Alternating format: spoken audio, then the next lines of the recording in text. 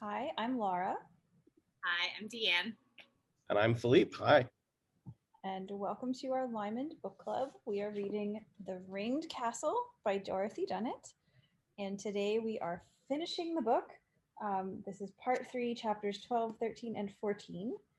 Philippe will lead our discussion, but before we dive in, any thoughts you two want to share about the end of the book? He's not going to Russia. Not a surprise. No. I really enjoyed this wrap up. I thought it was good. I still have a couple of questions about some things, which I think is fine. And I thought it was super entertaining. I was really sad that Ludo died. Of course, we could. Well, I mean, it seems like he's dead. It seems like he's dead, but he kind of died off screen, so maybe he'll show up again. I don't know. Probably he's dead though. Somebody said something about him being killed, though, which I thought.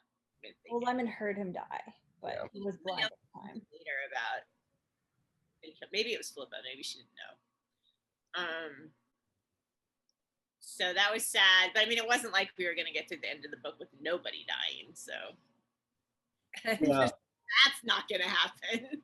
So. And it is sad, but it's not like a throw my book in the trash can kind of moment. So sorry, Ludo. Yeah, I still have questions about Danny Hislop. Like, okay, so he was Margaret Lennox's man. Okay, but no. And no, Ludo was trying to pass it off that Danny was. Ludo was still trying to cover for himself in that moment. It wasn't Danny at all. Ludo was the Lennox's man. Through D'Aubigny, of course. Well, D'Aubigny, that was hilarious. When he showed back up, I was like, of course he's in it. I love that we have references in this to D'Aubigny, Liam Rowe, and Robin Stewart. Just like random little throwbacks to the second book. Okay. I must have read that part too fast. We'll have to talk about it when we get there. There's a lot that happens in these 3 chapters, and there is some confusion, I think, definitely. Like, I'm still, the whole Courtney thing, what happened to the papers, where they ended up, that whole thing I still don't understand completely. There were so many irons in the fire when it came to like dealing with all of this, and it's like Philippa was doing some things and Lymond was doing some things and there was other people doing things, and I was like, what happened? But I really loved the whole Lymond went to King Philip business. That was good. And I felt like this whole section was another example of people trying to help Lymond and make it worse because they don't know what he's doing. And it's just, I feel like that happens a lot. Like, he doesn't talk to people, so they don't know what he's doing, so they try to help him doing the thing that they think he's doing, but then he's not doing that, so or he's doing something else, so they make it worse. I was very impressed, Dee, that you called it in the previous video. You were like, what I really want to happen is Philippa and Lymond's men banding together to stop him from going to Russia. And I was like, how did you guess that? Satisfied. I actually did not think that was going to happen. I really did think that Philippa and Lymond were going to get arrested and that the book was going to end on like a cliffhanger with them like facing trial or something. That's actually what I thought was going to happen. Which it kind of does, but then we move past that. Yeah. The book just doesn't end there. So yeah, I thought like the scene when they all got arrested, I thought that was going to be like the end of the book, and then we'd find out more in Checkmate. But yeah, so it was good, and I did like I don't know, it just felt like the gang got together, and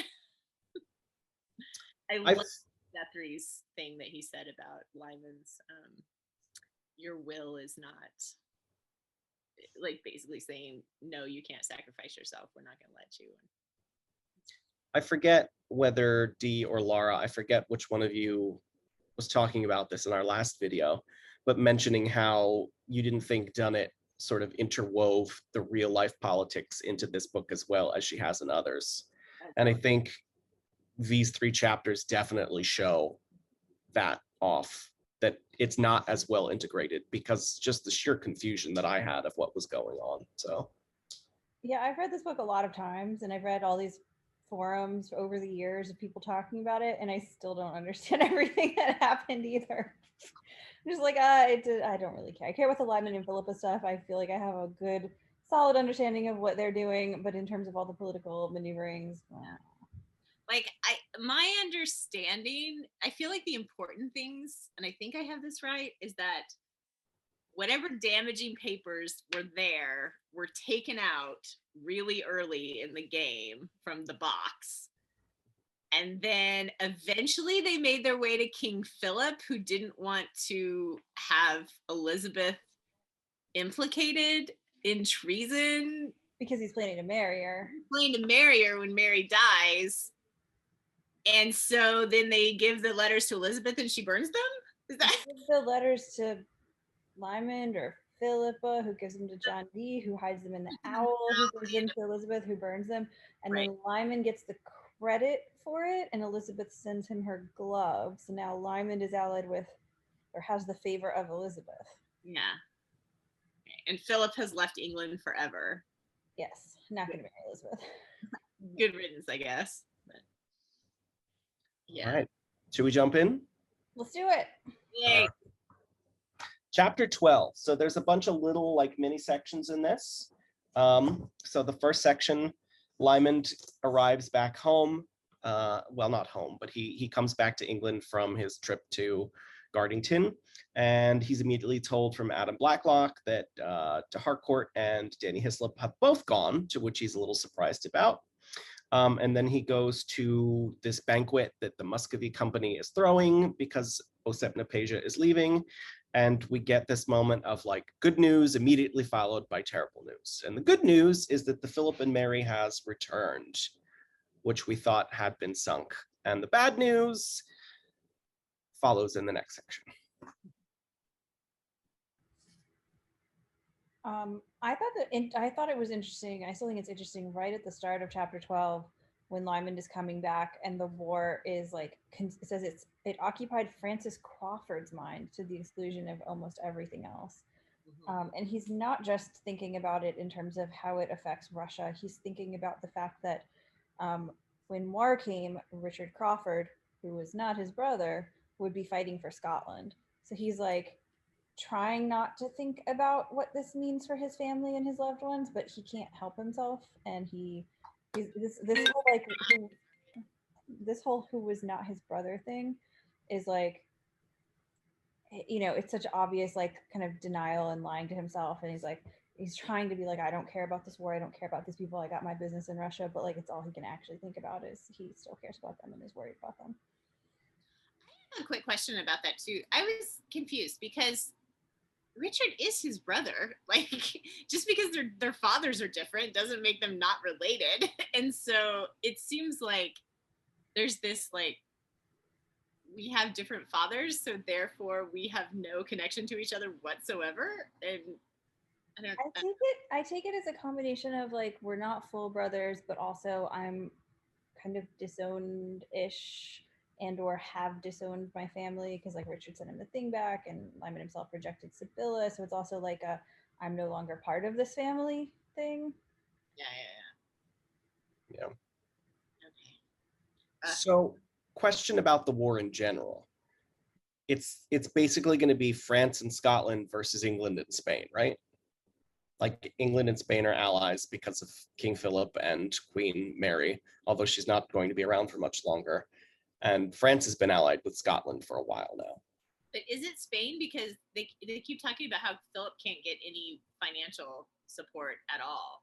Like he tries to get financial support from England, and it sounds like Spain's not even giving him financial support, or somebody in Spain isn't.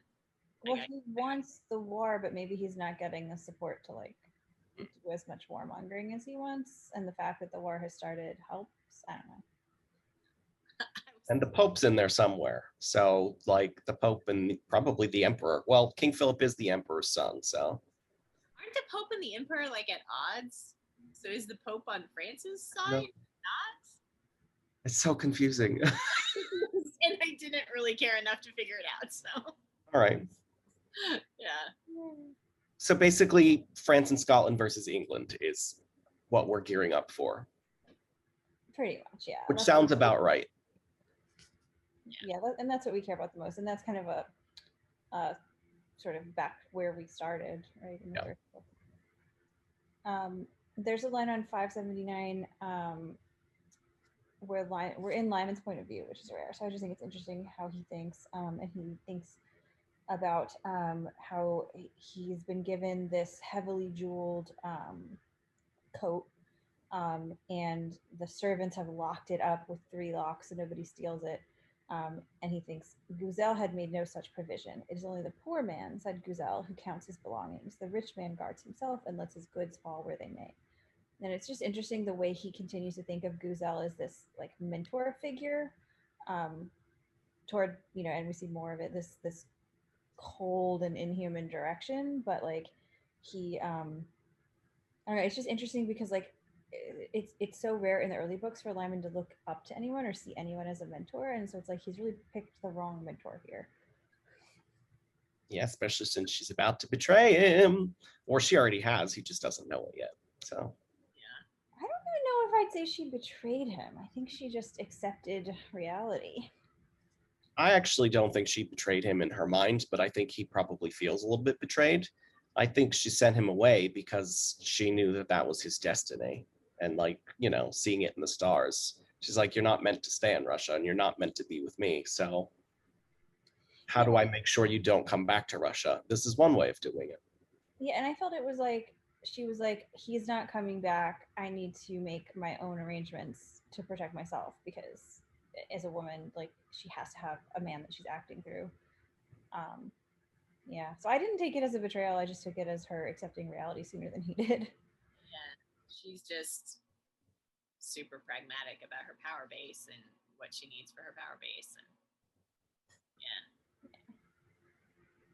And There's also a line in here I liked, which was Adam refers to Ludo and Danny, and it says Adam, who no longer in Russian employ, had rebelled against Russian edicts, meaning he calls them by their first names. I just enjoy the little commentary from the narrator there. Yeah, yay, Adam. Yay. I also love through all these how little bits of the language locked in L scene just kind of filter through. So like, I think we're still in Lymond's point of view, and it's about this banquet, and there's this and there's that, and singers and acrobats. There were no sumptuous whores. My favorite line of the entire series so far. No, but that definitely, I had a giggle at that. And he calls himself later one of the characters. I forget which one. Lemuel in the Lamplight. Lemuel, yes. Yeah. When he's kind of wandering around blind in the dark. Well, dark and blind. Not a great combo. Which reminds me, before we get too further, something I picked up on reading this about the last section, which I didn't pick up in the last section, is when Lymond stayed behind in the inn for like 5 or 10 extra minutes. I didn't realize then that he was blind at the moment. And that's probably what took him so long. I didn't either. Is that what was going on? I totally missed that. I think it took him about a few extra minutes to get his sight back, because I think it was starting to go.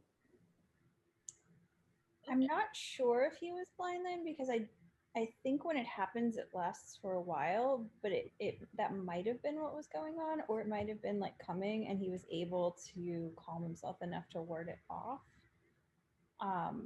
But it is really interesting to now look back and look for the times when he was definitely blind, which I believe there's 3. Whoa.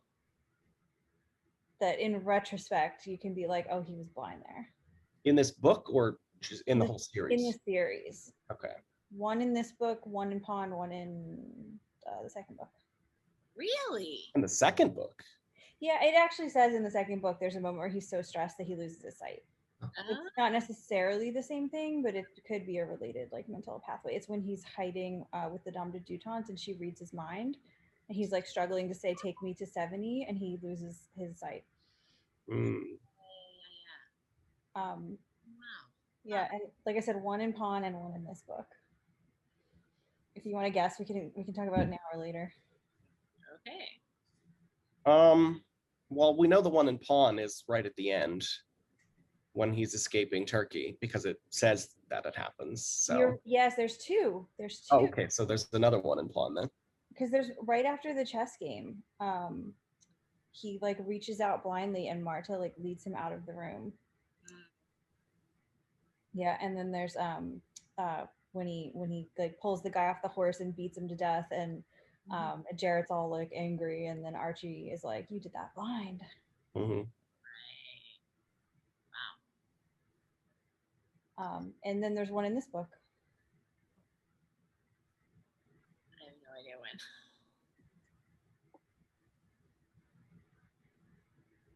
Was it in Russia? There might have been one in Russia, but that's not the one I'm thinking of. Yeah, I don't know which the one in this book would have been. It's after Richard hits him when he wakes up. There's a reference to how his eyes are not seeing. And you think it's just because he's like woozy, but now you can be like, oh, he probably couldn't see at all. Oh. Yeah, I remember that, but I thought it was just because of the like concussion. One of the oh, go ahead, sorry, I'm just gonna say, and he gets hit in the head with that board again, so like he keeps getting hit in the head. Stop putting him in the head. One of the like hints that he's blind is he'll ask what time it is because he can't check himself. Sure. Yeah. Do we have anything else on this little opening section? I think it's interesting how he keeps thinking about Jenkinson and how he might either tolerate or dislike him, but he's put up his wall, so he's like definitely not going to make friends with him, and it's just kind of sad. It's like it just emphasizes how removed from his humanity the whole Russia thing is. Yeah. Like, oh, I made this one mistake of making a friend, so I'm never going to do that again because it hurt when he died. Yeah. Cool. So wait, are we covering the next section or are we? Yeah. Unless there's anything else in this little front bit. Okay. So when Lymond gets taken into the other room by sort of the senior members. Wait, sorry, I didn't realize we were that far. Before we did that, I did want to say, this sad little mourning moment when they find out that the ship has survived, and Henry Sidney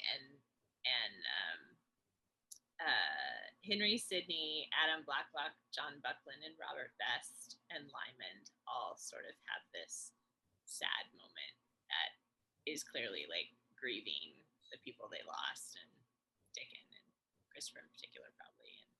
And I just thought that was a nice, it was just like this nice moment of emotional, like mutual grieving. Yeah. Sorry, next section. So when Lymond gets taken into the other room, the senior sort of members of the Muscovy company that are there kind of screw him over pretty badly.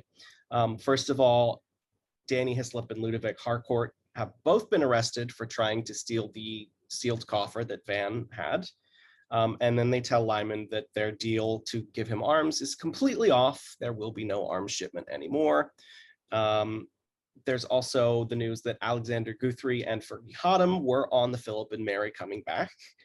So Lymond gets taken to sort of meet them. And that's when they tell him that he is no longer the Voivode Bolshoya of Russia, that he's been replaced by Vishnevetsky, who certainly can't be doing it on his own. And that means that Guzel helped him get to that position.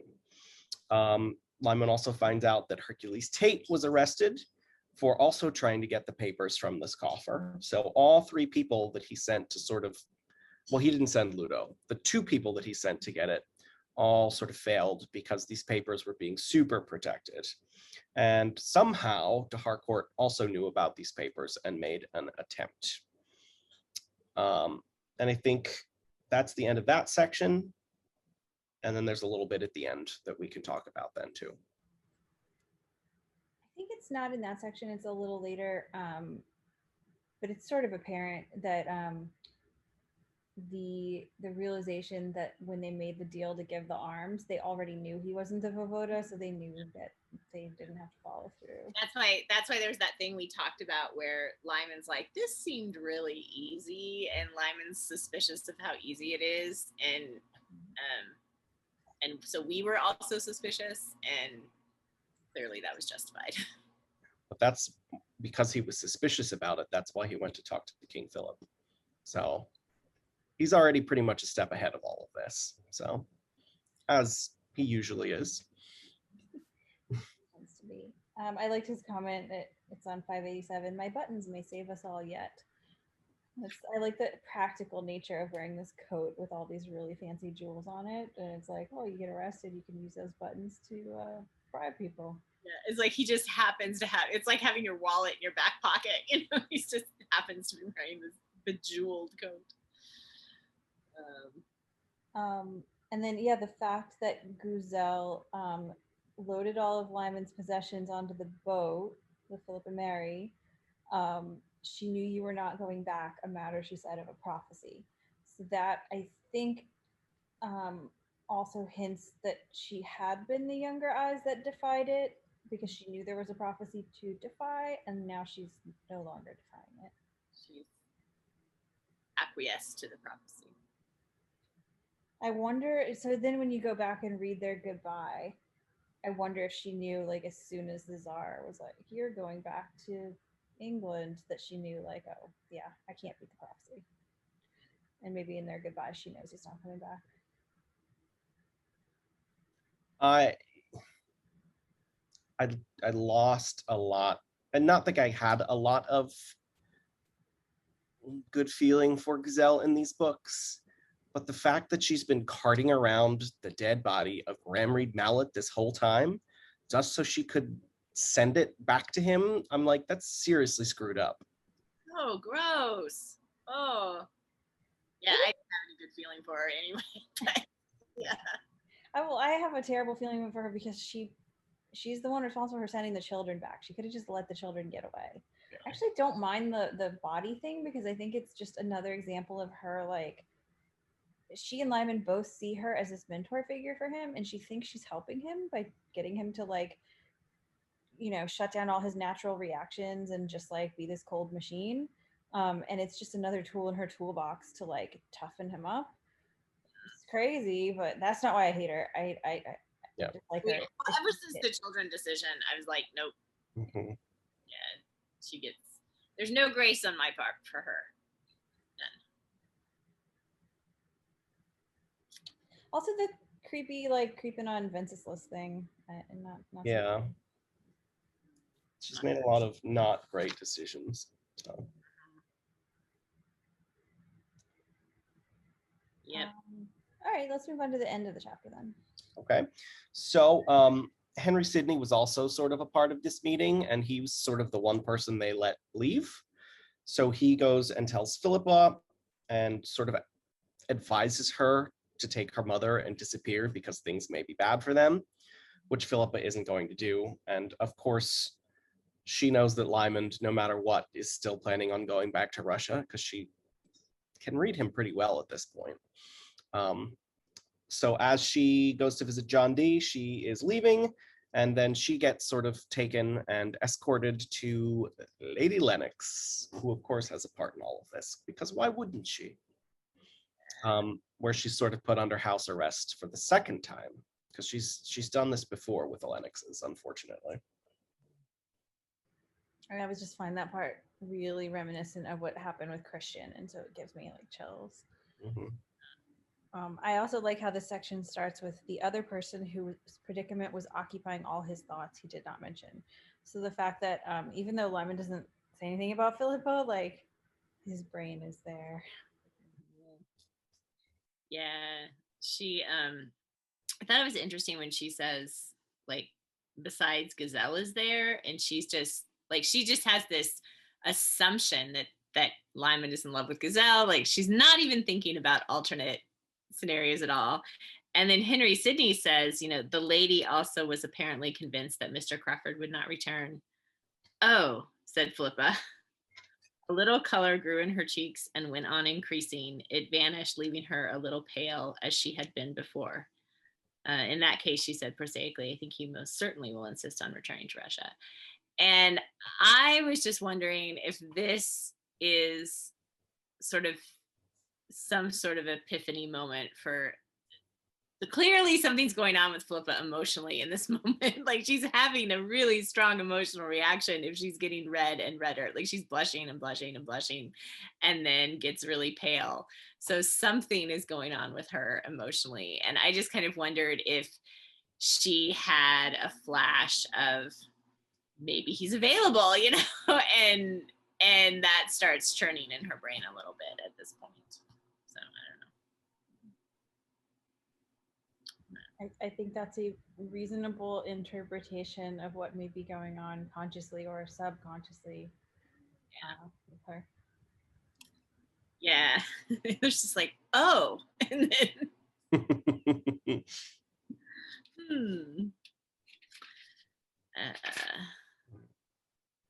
Yep. So then I just sort of underlined like, okay, she went to the Venetian ambassador. Like she gets this news, she goes to the Venetian ambassador, then she goes to John Dee, then she gets arrested.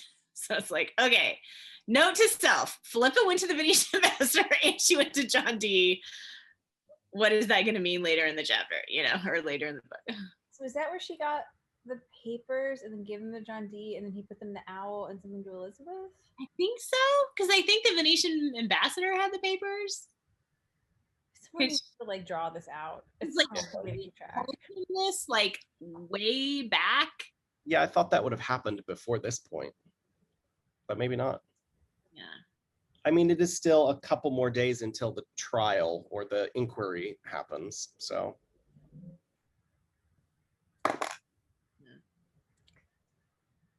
All right, should we move on to chapter 13? Sure, there's a tiny little section at the end, but I didn't really take any notes on it. The most that I got out of it is that Queen Mary is sending a pair of lions to the Tsar. I was like, okay. Oh, and the people who have to be responsible for delivering them alive through this terrifying journey are like not happy about it. I mean, lions are a little bit probably harder to take care of than all the sables that were coming from Russia. And none of them made it, so. Yeah, I did like this line at the very end where John Buckland says, once out into the estuary with a freshening wind, and there will be no need to explain anything to Osip and Peja. So it's kind of like, oh, we don't have to tell him anything. Like, just get him on the boat and then, you know, which is true. So. It is just kind of funny and fascinating how this is like a big deal is made of this guy. He's the first Russian ambassador to England. But he's also like a figurehead and kind of just, you know, nothing special on his own, obviously. Yeah. It's more just the idea of there being a Russian ambassador than anything this guy did that makes the difference. Yeah.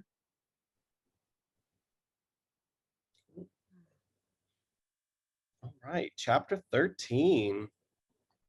So it starts with the inquiry, where we sort of gather everybody. It's all of Lyman St. Mary's men, plus Hercules Tate is brought in, Lady Lennox is there with Philippa in Stowe. So it's very interesting. And the inquiry is they're trying to figure out why there were 3 attempts made to steal the sealed box of Corky's papers. Hercules Tate is questioned first, but before he can really deny anything, Lyman just confesses and says, I sent all 3 of them. It was me. And then the people say, well, it was silly that you just confessed to that because now you've made it bad for yourself because there are no correspondent papers from you in this box. It's really just mundane things. But then Don Juan de Figueroa, who was there also as a sort of spy or envoy for the King Philip, says the Doge in Venice has the papers. And then we sort of find out all sorts of things about what Philippa did to, no, Philippa's later, what Lymond did when he talked to King Philip about all of these things. Or maybe this is later, I don't know. I forget when all of this is discussed, but long story short, they're all pardoned, and Philippa has to withdraw from the Queen's service. And yeah, this is the part that I didn't understand, but it's really cool because at the end of it, he calls Philippa Unitsa again, and she still thinks it's a heifer. And of course, Ludo was like, oh, but it means so much more to himself. But we don't know what it means either. So. We can extrapolate that it means more. I mean, obviously. It's probably a term of endearment of some sort. So.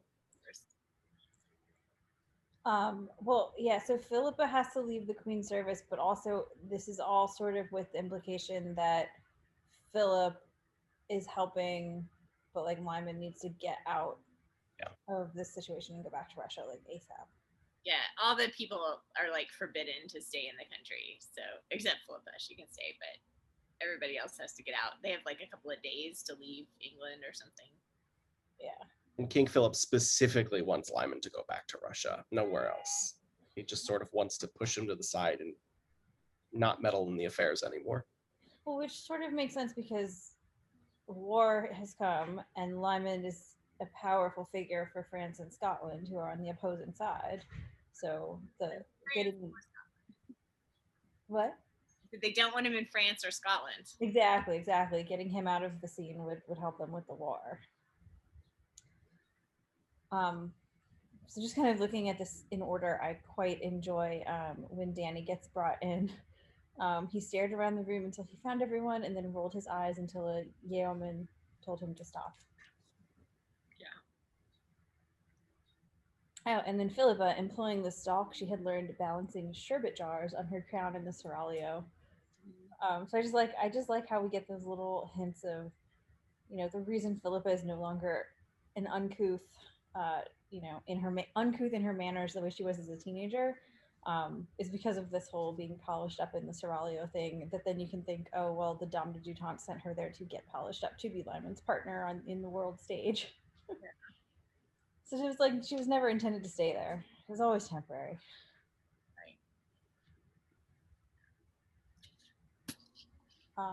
We have also Lymond claiming that his orders were done on behalf of the Tsar, which I guess you can extrapolate. He makes his own decisions on behalf of the Tsar, but it also just reminds me of how he was like, I need to rescue this child because it's King Henri of France's bastard. And how he's just not afraid to shamelessly like claim these connections with powerful people to get what he wants. Yeah, I totally assumed that's what he was doing. Like, I assumed that it was just like the Tsar didn't really care one way or the other all that much, but he was just using his position. I thought it interesting when Lymond apologizes for the severity of the, like, obviously that people died. He's taking responsibility for it, and he's acting on behalf of the Tsar. And then it says he paused. Philippa, keeping her gaze on the ceiling, heard someone near her swallow quite audibly. I assume, was that Margaret Lennox? Because that's who's sitting beside her. What page is that? 398. 598? 598. Don't go back 200 pages. 398. Because she's sitting right beside Margaret Lennox, right? And so I was kind of like, is Margaret Lennox nervous at this point? Is that? I don't know. I feel like Margaret Lennox never gives away, or rarely gives away much of anything. I know, but it seems like, well, who else would it be? So I don't know. I just had a question. Could it have been one of the St. Mary's men? I mean, maybe, but why does Dunnett make such a deal of having Philippa overhear this? So. Good question. I just assumed it was Margaret Lennox because that's who Philippa is kind of physically connected to in this scene. Like, she's brought in with Lennox and all that. So I don't know. A swallow of bitterness and enraged, bitter lust. Yeah, the thing that goes unnamed in her. Yeah, I was gonna say as he turned, the black eyes looked into his with bitterness and with anger and with something else too well hidden to identify. And when we had that something else to Lust. say, it was definitely lost.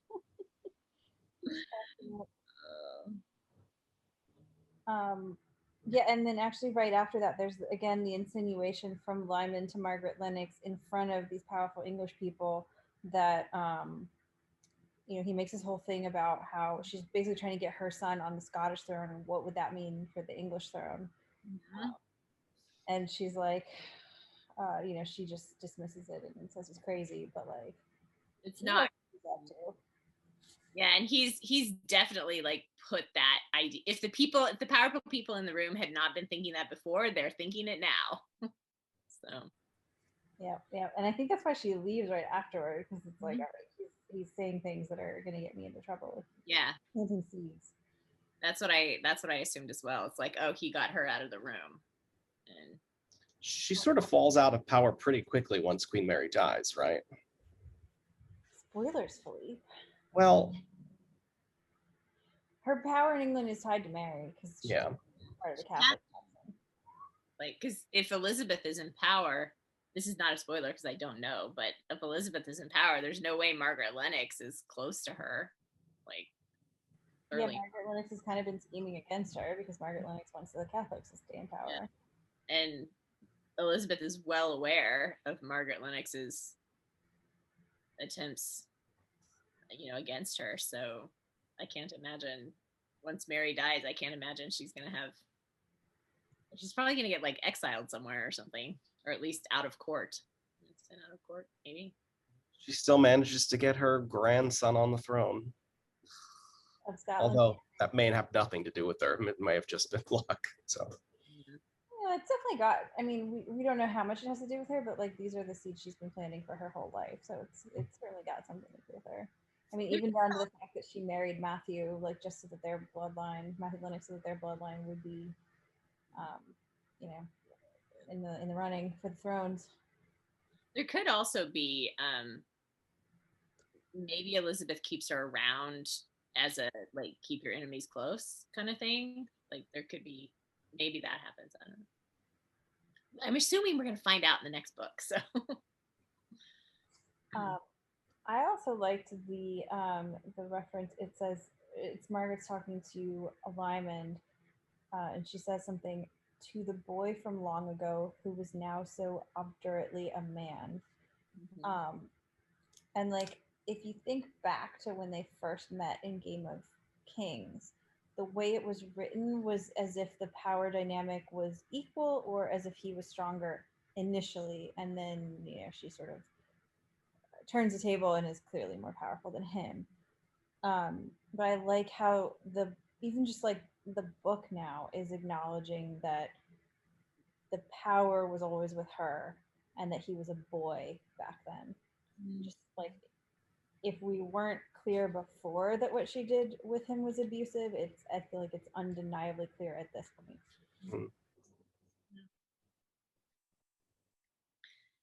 Yeah, although it was clear before. Yeah, and then I was going to ask, what do you think about her whole promise to be there when he dies, so that she can savor his death? Yeah, we'll see if that happens. Yeah, the fantasy of hers. Yeah, I don't think so. I mean,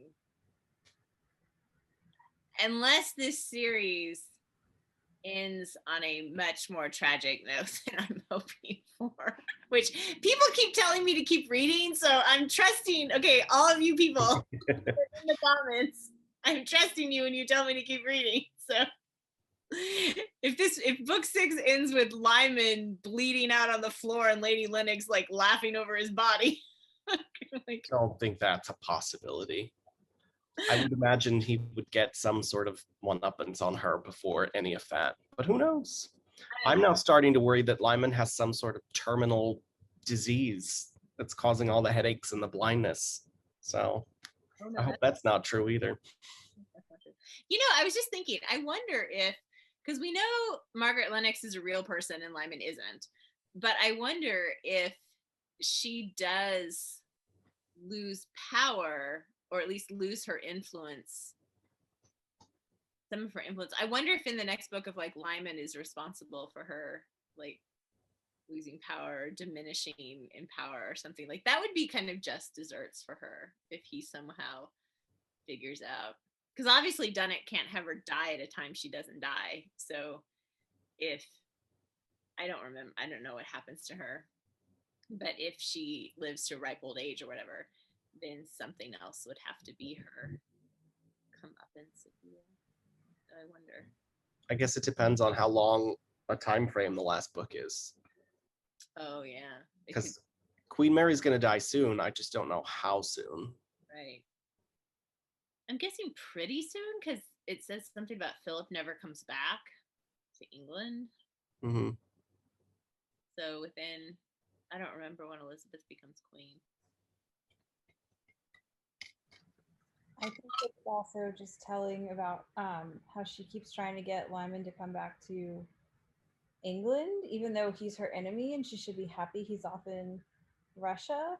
But just the idea that he's not allowed to live his life without her, even though she wants him dead, he needs to die where she can savor it. Yeah. Ugh. Obsessed much? Terrible.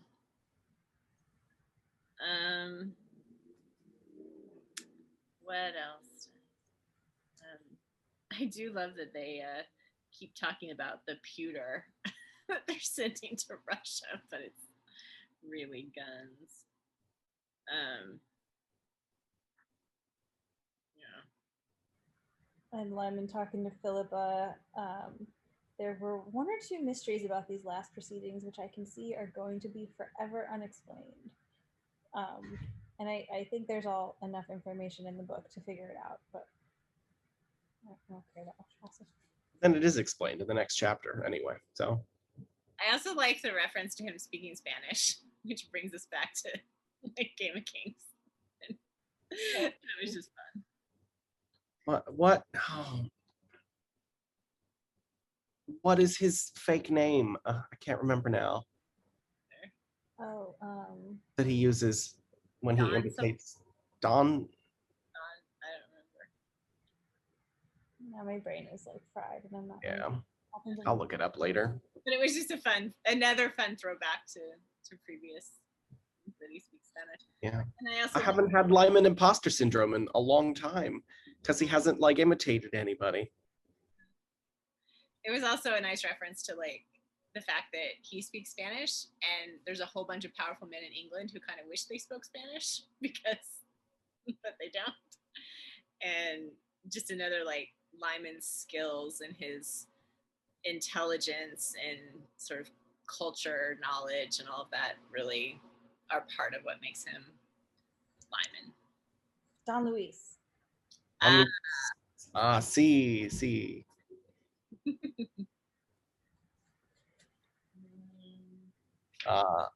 Will escucha.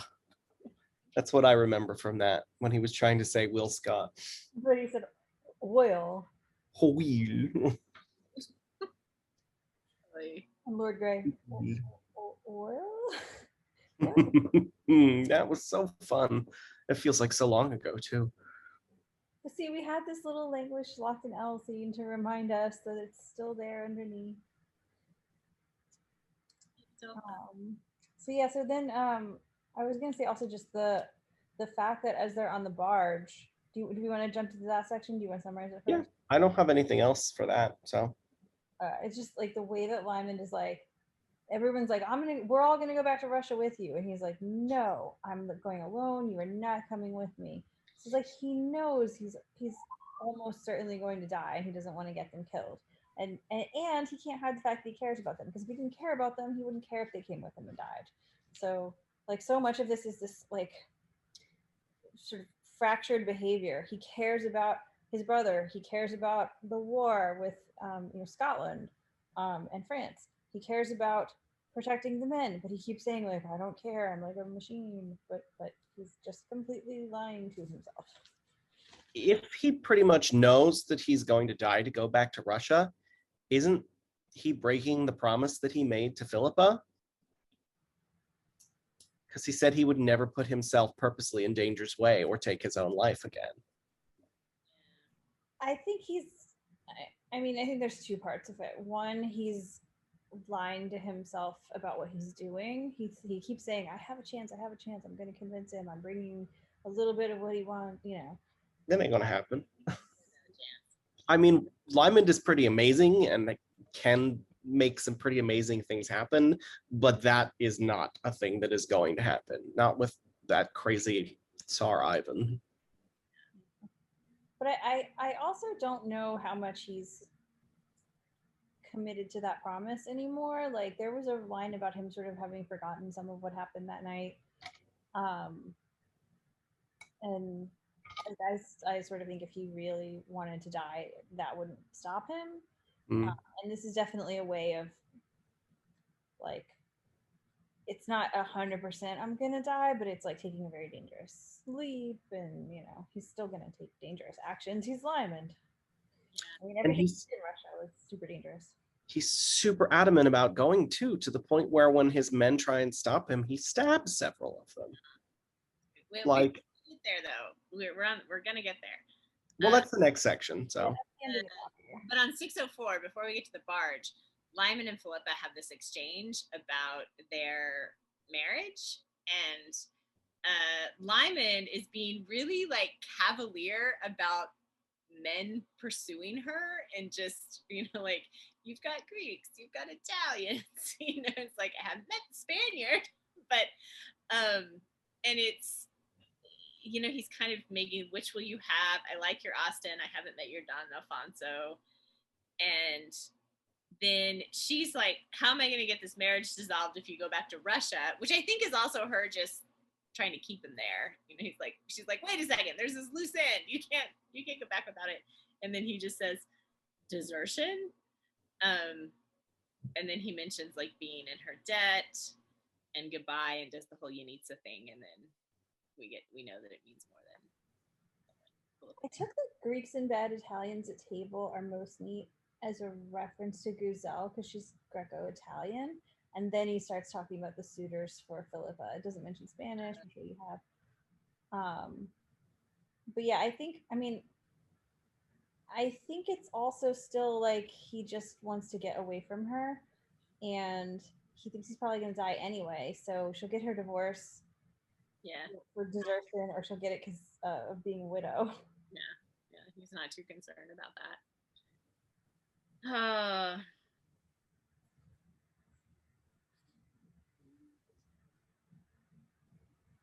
I also like this section because there's so much of the geography of London, and so I'm like, oh, I actually know where these places are. I've been to Greenwich, like.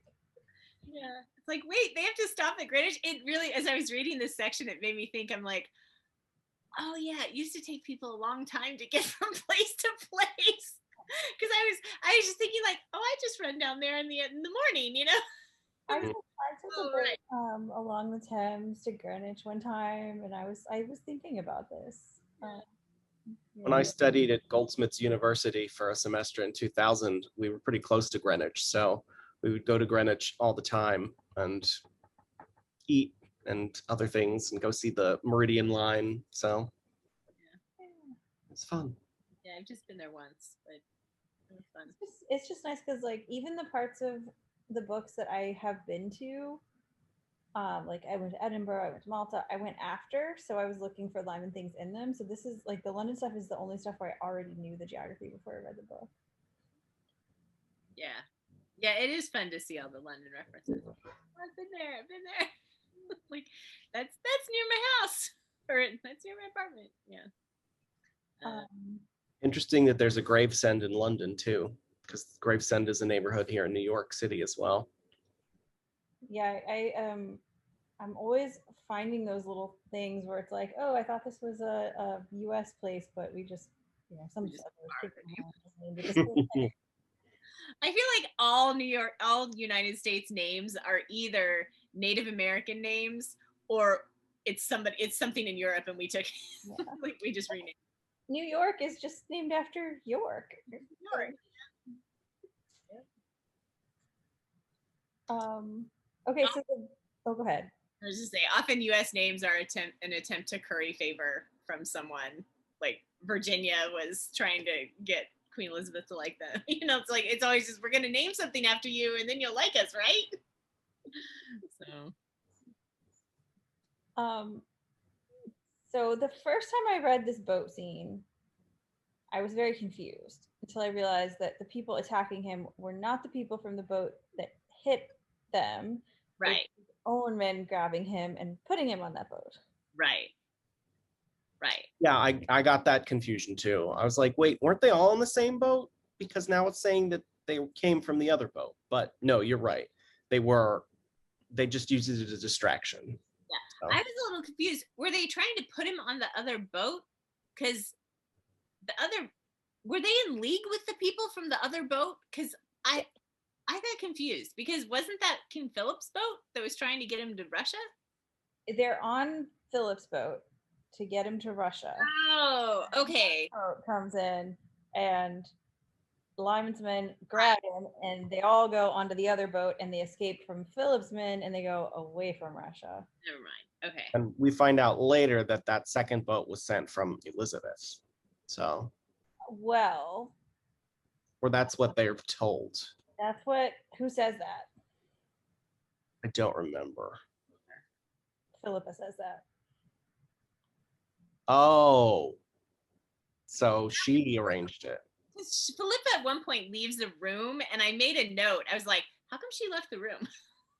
And after the body, like after the body is revealed to be Grand Mallet, Philippa like leaves. And it kind of reads as if she's like appalled at the dead body, so she steps out of the room. Or that she's appalled at Lymond's snarky comment about cutting the body open. Yeah. Well, like she's appalled at something. But my thought was like, oh, I think she just left to go do something. So. Well, let me ask you this.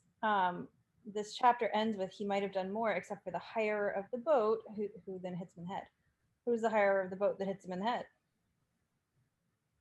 Oh. I totally skipped the word hirer and thought it was like the guy piloting the boat who hit him in the head. Do you think it's Philippa? Philippa hit him in the head? Desperate times. He's literally stabbing his men. I mean, maybe. Like pick up some crockery and the head with it. I mean, it could always be Andy Hunter.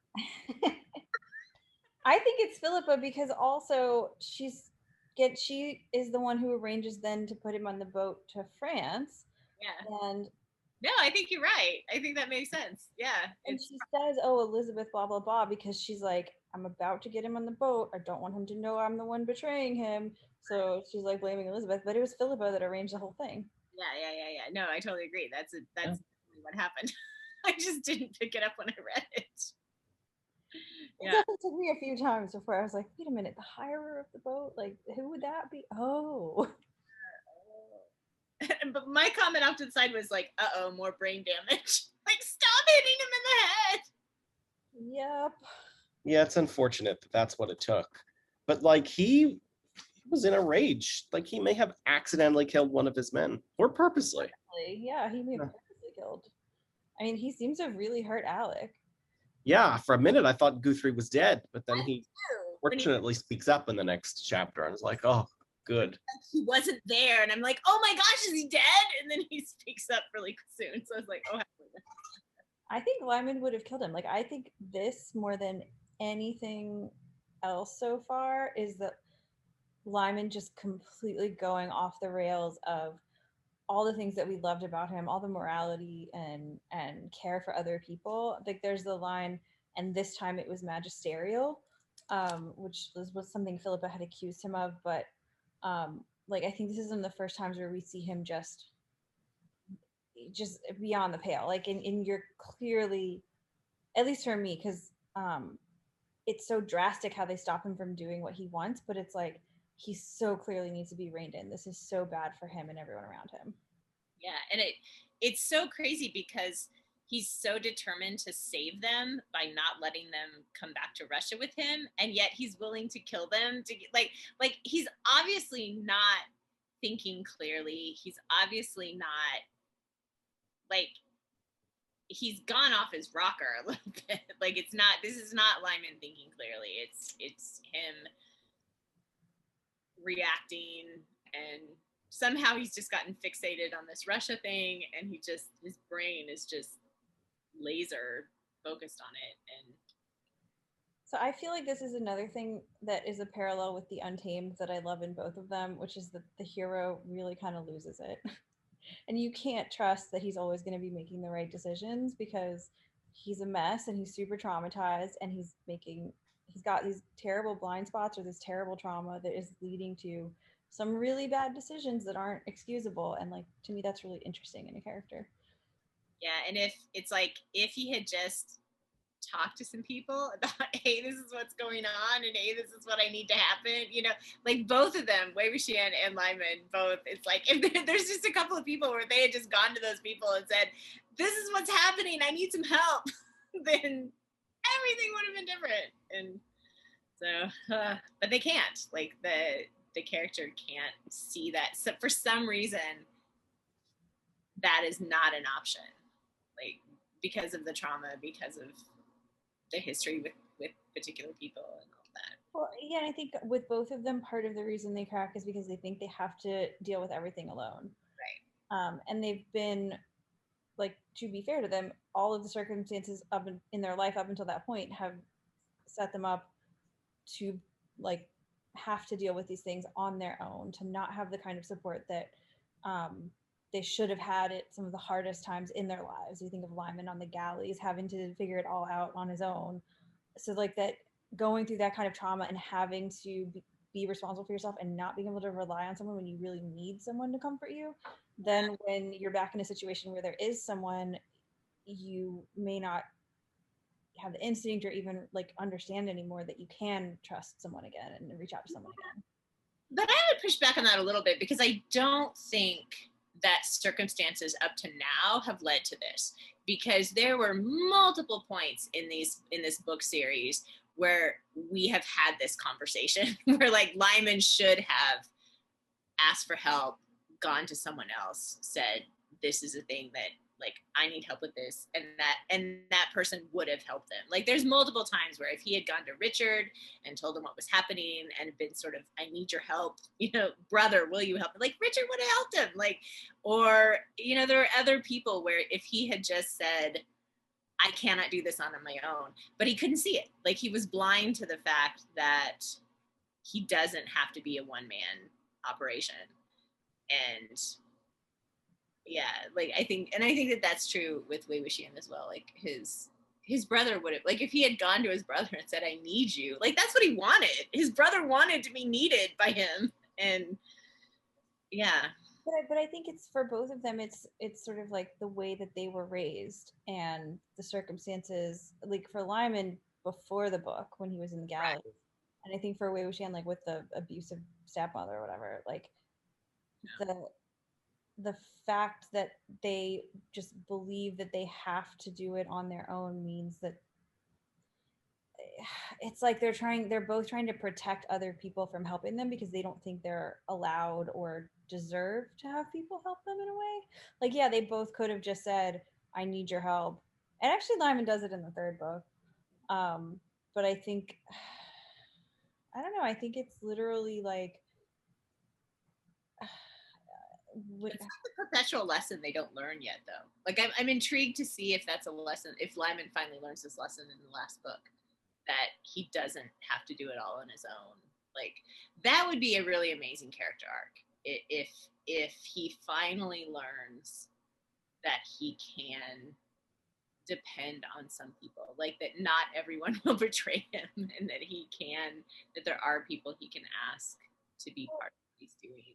Yeah, I mean, we use the word lesson, but I think it's much more of an instinctive reaction. Like, part of what I love in the Untamed is the way that Wei Wuxian comes back and he's still not asking for help. He still keeps getting hurt all the time. And Lan Zhan at that point is just like, I can see that you need help and I'm just going to help you. And Wei Wuxian's like, no, I'm fine. And Lan Zhan just comes in and picks him up and carries him, And it's like, it's someone has to force, not in a hurtful way, but just force their way in to protect them and care for them because they don't know how to allow themselves to be cared for. It's not an like, I think the thing with Lymond here is this: none of this is intellectual. None of this is a lesson he needs to learn in his brain, like in an intellectual way.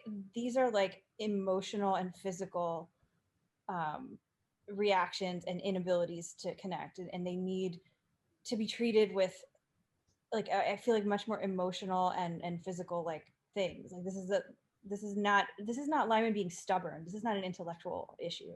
Well, I was using lesson in a thematic sense, not in a school sense, but like this is something that he needs to learn emotionally. Like, but this is in a thematic sort of character arc sense. I hope that his character grows in this way by the end of the last book, that we don't end the last book with him continuing to say, I'm an island. And well, and here we have his friends literally forcing him to recognize that he's not an island. And like, you are not going back to Russia, and we are going to physically stop you. I think we've seen a couple of times that he's very impressed with Philippa and feels like maybe he's met his match finally. So perhaps she's the one that will get him to finally see. I mean, that's if it means hitting him in the head with a plank and sending him to France. That's exactly what happens here, right? He meets Flash. Stop hitting him in the head. Yeah. All right, chapter 14. Yes. So this goes straight through. So I'm just going to do a quick sort of recap with no stops. Lymond has another head injury. He wakes up in John Dee's with Philippa, and all of the men are there. And they are sort of talking to him and trying to keep him from going back to Russia, even though one of the first things he does is try to escape. They start talking about who was the one that gave all the information and like the discrepancies between Ludo hearing about the papers and not. So who is the betrayer? It's not Lichpole. And this is where sort of at first they try and place the blame on Danny Hislop, but it's not. And we were right. It was Ludovic de Harcourt the whole time. And we pretty much guessed at his motivations pretty correctly, except out of left field, apparently he was having an affair with Jolita and thinks that he is the father of Kazum. And that is why he hated Lymond at first, because Lymond killed Jolita's child, even though that's not what happened. So also, you guys were so close because you were like, he must have had some relationship with Gabriel on Malta, and it was like, Gabriel, Jolita. Did not expect this at all. Like, this was I was reading going, what? Yeah. We were close, but we were not there. But it makes sense. It makes sense when you think about it. Like, Gabriel was basically prostituting his poor little sister, you know? So no, it totally makes sense. I just did not go there mentally at all. So yeah. But I don't think this is Ludo's child. I think it really is Gabriel's. Because that would be too much of a retcon, and I think that would feel a little cheap on behalf of our Dorothy Dunnett. So Lymond has actually known it's been Ludo for quite a while. Apparently the guy that they tortured at Lemporgnia really did confess and say, oh, it was Ludo. But he saw the change that happened in de Harcourt soon after, so he didn't really do anything about it. And this is where de Albany comes up. He was a part of sort of de Harcourt working for the Lennoxes and being the spy. So after a lot of talking, they sort of agree to just let Lymond go to Russia after all, or at least that's what it seems like. And as he's on his way out, John Dee talks to him and gives him another very interesting prophecy. Let me read the new prophecy on page 617. It is not one thing you seek, I fancy, but two, and the place for neither is Russia. The first you will have, the second you shall never have, nor would it be just that you should, which we will spend some time unpacking that, I am sure, because that is a very interesting prophecy. So that's what the two things are, but I have no idea which order they come in, like, so which one he's going to get and which one he's not going to get. Right. I have guesses about that. That's when they bring in the casket that has Lymond's gold, and he opens it up and finds the body of Graham Reed Mallet. Another like WTF moment coming out of left field. I was like, I thought we were done with this guy. Please, can we just never even mention him again? Because I'm sick of him. And I wrote, oh my God, so much is happening in my notes.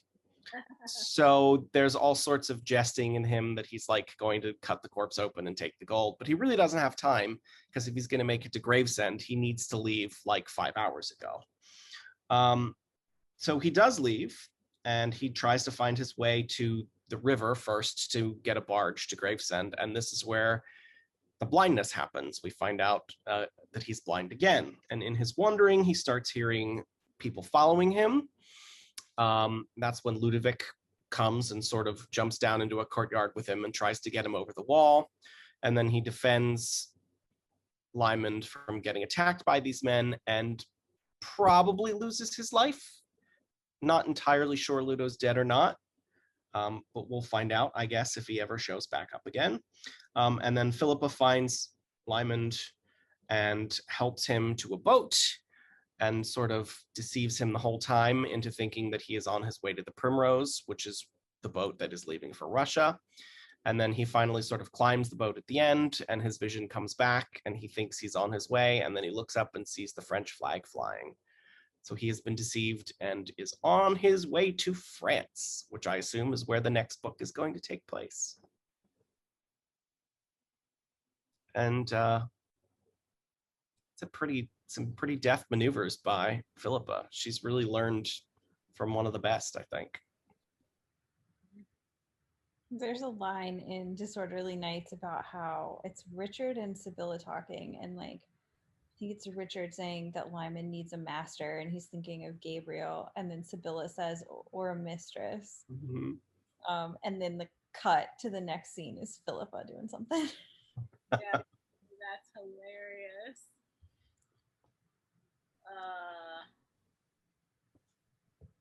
Yay.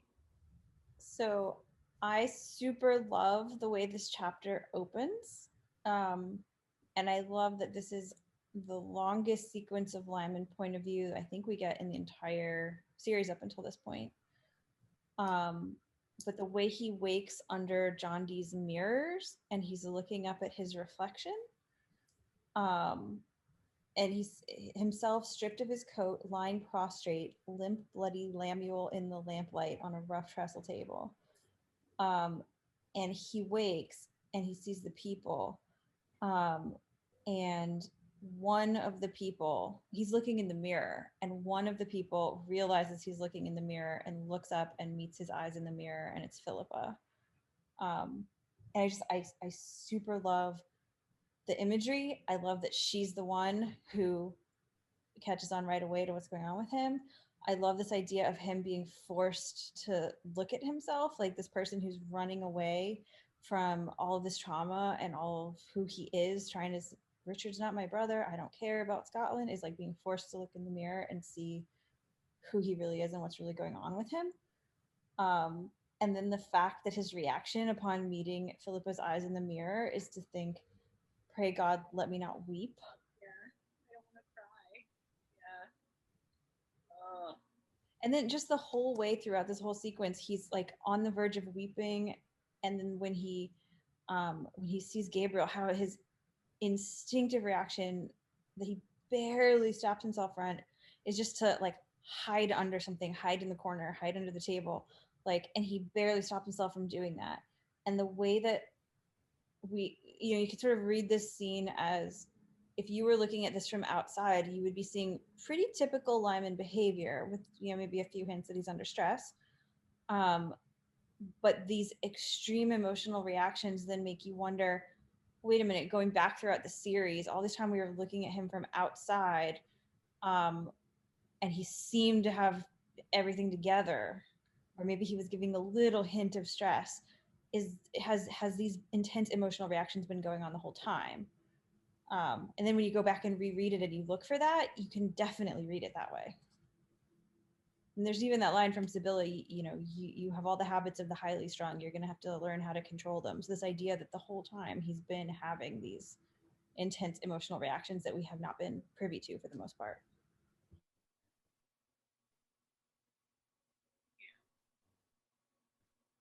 I did like the moment when Alex speaks, you know, like the voice serene from the shadows. It was just like, okay, he didn't kill Alec Guthrie.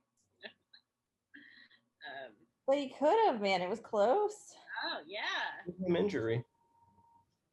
Yeah, and then Alex says, "You're not going to Russia. You are not going. All your life, you have resented control and brooked no hint of insurrection or guidance. This time, your will is not paramount." And I was just like, "You're gonna do what we say, damn it." And, I mean, it ends up that way. Kind of what you've been hoping for this whole book, is he just is so off the rails. But also one of the things I find really interesting in Lymond's point of view is how kindly he tends to think toward other people, because he's such a dick in what he says out loud. But the way he thinks about, when Richard lost it and nearly killed him, and the way that Lymond thinks of this is that Richard had reached the end of his decent forbearance. So like he's not thinking that time Richard lost his shit and almost killed me. He's just thinking like, poor Richard, I pushed him too far. Like, and just every time we're in his point of view, he has these much more generous ways of thinking about people than he ever expresses, and what he says out of his mouth is so awful compared to what he really thinks. Yeah.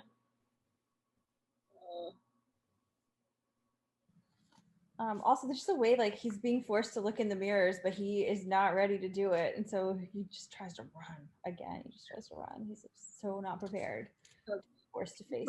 I love Danny Hislop. He flung himself across the threshold, stabbed thigh and all, as Lymond slid from the table and made for it. It's like, oh.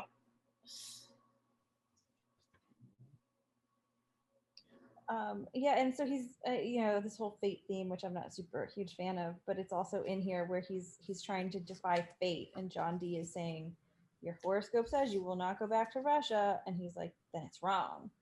So just idea he's trying to defy human connection, he's trying to defy who he really is, and he's trying to defy fate itself.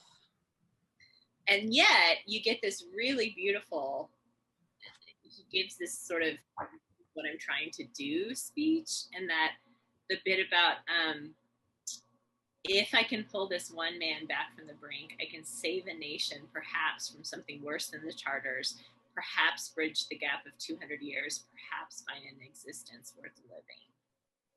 And it's just like, oh, that's not going to work, but it's a beautiful sentiment. But he's got great intentions. Mm-hmm. I mean, I like that it's portrayed as misguided but not evil. Like he really, it is still a very Lymond thing to want to help this nation. It's just, that's not the nation you're supposed to be helping. Yeah, and then Danny and Guthrie are sort of like, here's like, this is the pragmatic truth, that Lymond has this vision for Russia that's really beautiful and helpful and, the future. And yet they're sort of like, will you, Danny says, and will you conquer in the end, or will Russia? And Guthrie just comes in with these practical, like, we thought that we had strong foundations, but we didn't. It didn't take very long to break them down. Like, this is not going to succeed. They're not ready for you. And it's like Lymond wants this so badly that he's unable to see the irrationality in his own thinking. And he wants it so badly in part because it's an excuse to run away from, home and family and all these really awful traumas that he has to deal with. So it's like morally good excuse to run away. It's like, oh, I have to go because I have to do this really good thing then. But it's so clearly like, yes, it's a good thing. Yes, you're really trying to make Russia better, but you're really doing it to run away. And if you had clear sight and you didn't have all these issues that were driving you toward it, you'd be able to see that it's not going to work. Yeah. And then we get the whole, is Lymond a machine explicit discussion. Which is really interesting that Adam says he has, and it's Philippa who says no. Yeah. And I love that her reason, her evidence that Lymond is not a machine is lynchpole. Well, she's wrong about lynchpole, but she's right about what really happened, which was actually de Harcourt. Lymond let de Harcourt live knowing he was a traitor because Lymond is a good person and he cares about people, and we keep seeing that over and over.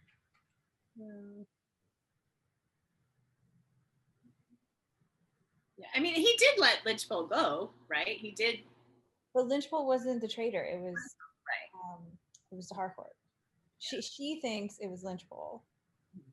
Lymond, I think, tossed out Lynchpole's name to de Harcourt to like as a red herring, so he wouldn't think Lymond knew it was him.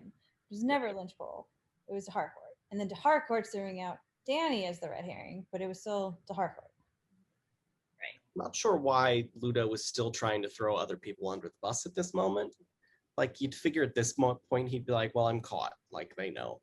I guess he's just trying to save face, though. So yeah, that is what annoys me about Ludo here, because you guys were saying on that scene in the boat, it sounds like he's confessing, and it does. It totally sounds like he's confessing.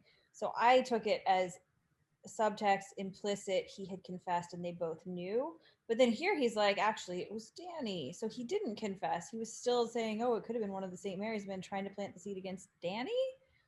Yeah. Like, no one's going to believe that. Come on. But what I don't understand is why Lymond goes along with it here. Like when he says, so like Guthrie says at the bottom of 614, though you did know it was Hislop, Guthrie said, even in Russia? And Lymond replies, not at first. I had made a great many correspondence. I made a great many inquiries, one of blah, blah, blah. I found out nothing reprehensible about Danny, except he was a blah. I found out Ludo de Harcourt had been dismissed from the order. So is that Lymond saying it's not Danny, it's Ludo? Yeah, I think it's, I interpret this as Lymond kind of playing along with this idea that, oh, it's Danny. And then he's like, actually, it's Ludo, not Danny. Yeah. And then Danny, I love Danny Hislop, out of all expectation, had not interrupted. That was great. One time. Yeah. But yeah, I think from this, it's at the end of it, it's quite clear that Danny was innocent the whole time. Yay, we suspected him so much in the beginning. Good. But you guys read it, I think, exactly as she was setting it up, which is like, she's casting the suspicion on Danny to keep your eyes off Ludo. But then she starts putting in the hints so Ludo isn't out of nowhere, and you picked up on that too. Yeah, because he was very suspicious. We've been picking up hints for 5 books now, so hope that we've gotten better. Aside from the beginning of Queen's Play, you guys have picked up everything. Not to be mentioned. Let's not go back. Not to be mentioned, exactly. Yeah, like I just can't get over how much I love the fact that Diobny has come back as part of this. Like, it's just, he's so terrible, but he was such a funny villain, you know, with his like over the top plans and all that ridiculously. And well, and he kind of fits right in here because none of these plots work. Right. It's a very Diobny thing. Yeah, right. And Ludo's kind of dumb. Diobny's kind of dumb. So it just, again, it makes sense. Like, they plotted together, none of their plots worked. Yeah. Oh, remember when we first read the sled race, and I was like, this sounds like a Diobny plot gone bad. It was, in a way. I remember when you said that. I didn't actually think Diobny was going to show up, but I mean, he didn't show up, but like, he had his influence on Ludo then, so. Oh my gosh, that's hilarious. I forgot about that. It was like a Diobny plot. Yeah. I mean, I'm sure Diobny wasn't, involved in a close enough level on the planning of each thing, but they probably discussed it on a high level and ended up with these terrible plots. Well, it's just that they're connected. Yeah. And they, think similarly. You just gotta wonder, Margaret Lennox, like, why is she working with such incompetent people? And she's probably also like, why is everybody around me incompetent? Yeah. She definitely is with her husband. You see it in the first book where she and everyone else is like, yeah, she's the competent one. That guy's cool. Yeah, he's an idiot. Yeah. So then they talk about the children. Mm-hmm. This is on 6:15. And because Lymond had told Philippa, I swear that I lied to Margaret Lennox, and now he's like, okay, I was lying to you when I swore that. I broke an oath letting him perish. So he's acknowledging the oath to save his son and that he let his own son die. And then he says, should I have chosen him to survive knowing his heritage? Which is an awful thought, that like part of the reason he chose to let his own son die is because of his doubts about his own genetic heritage. Yeah. It's like, I chose to let Jolita's son live. I'm like, how is heritage a factor in your decision making? When this was the incest baby of the two most evil people you've ever met. So anyway, I take the heritage thing with a grain of salt. I think it was clear that he thinks this later, right? It was much more about Philippa had bonded with that one, or he thought that earlier.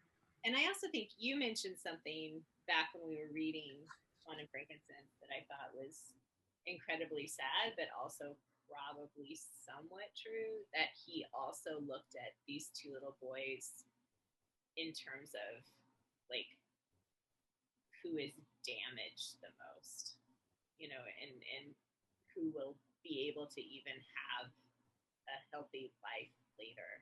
And Corydon just was so broken.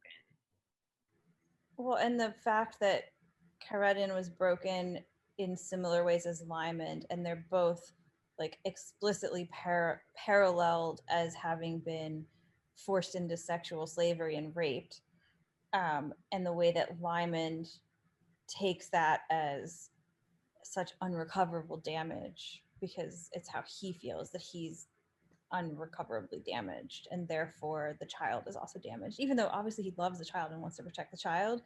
When he has to choose, that is a factor. Mm-hmm. Okay, let's not talk about it anymore. Sorry. Moving on. But I do agree with you that Ludo's assumption that Jolita's child is his is ridiculous. Like, that's not, there's no way.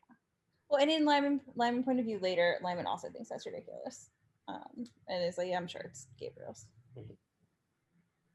So yeah, then Philippa, she was wrong about Lynchbull, but she was right about the concept. She says, you forget what I said. He is not a machine, or he would not have changed Ludo's intentions toward him.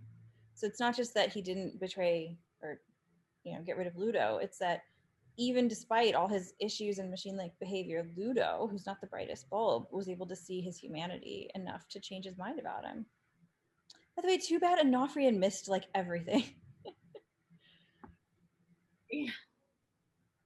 Ludo, even though he's a traitor, is a much more sensitive and well-meaning person. Like, because Onofrian was close with Lymond throughout that whole journey, and he never changed his mind about him. He's still Onofrian was just a terrible, awful human being. Like Ludo has.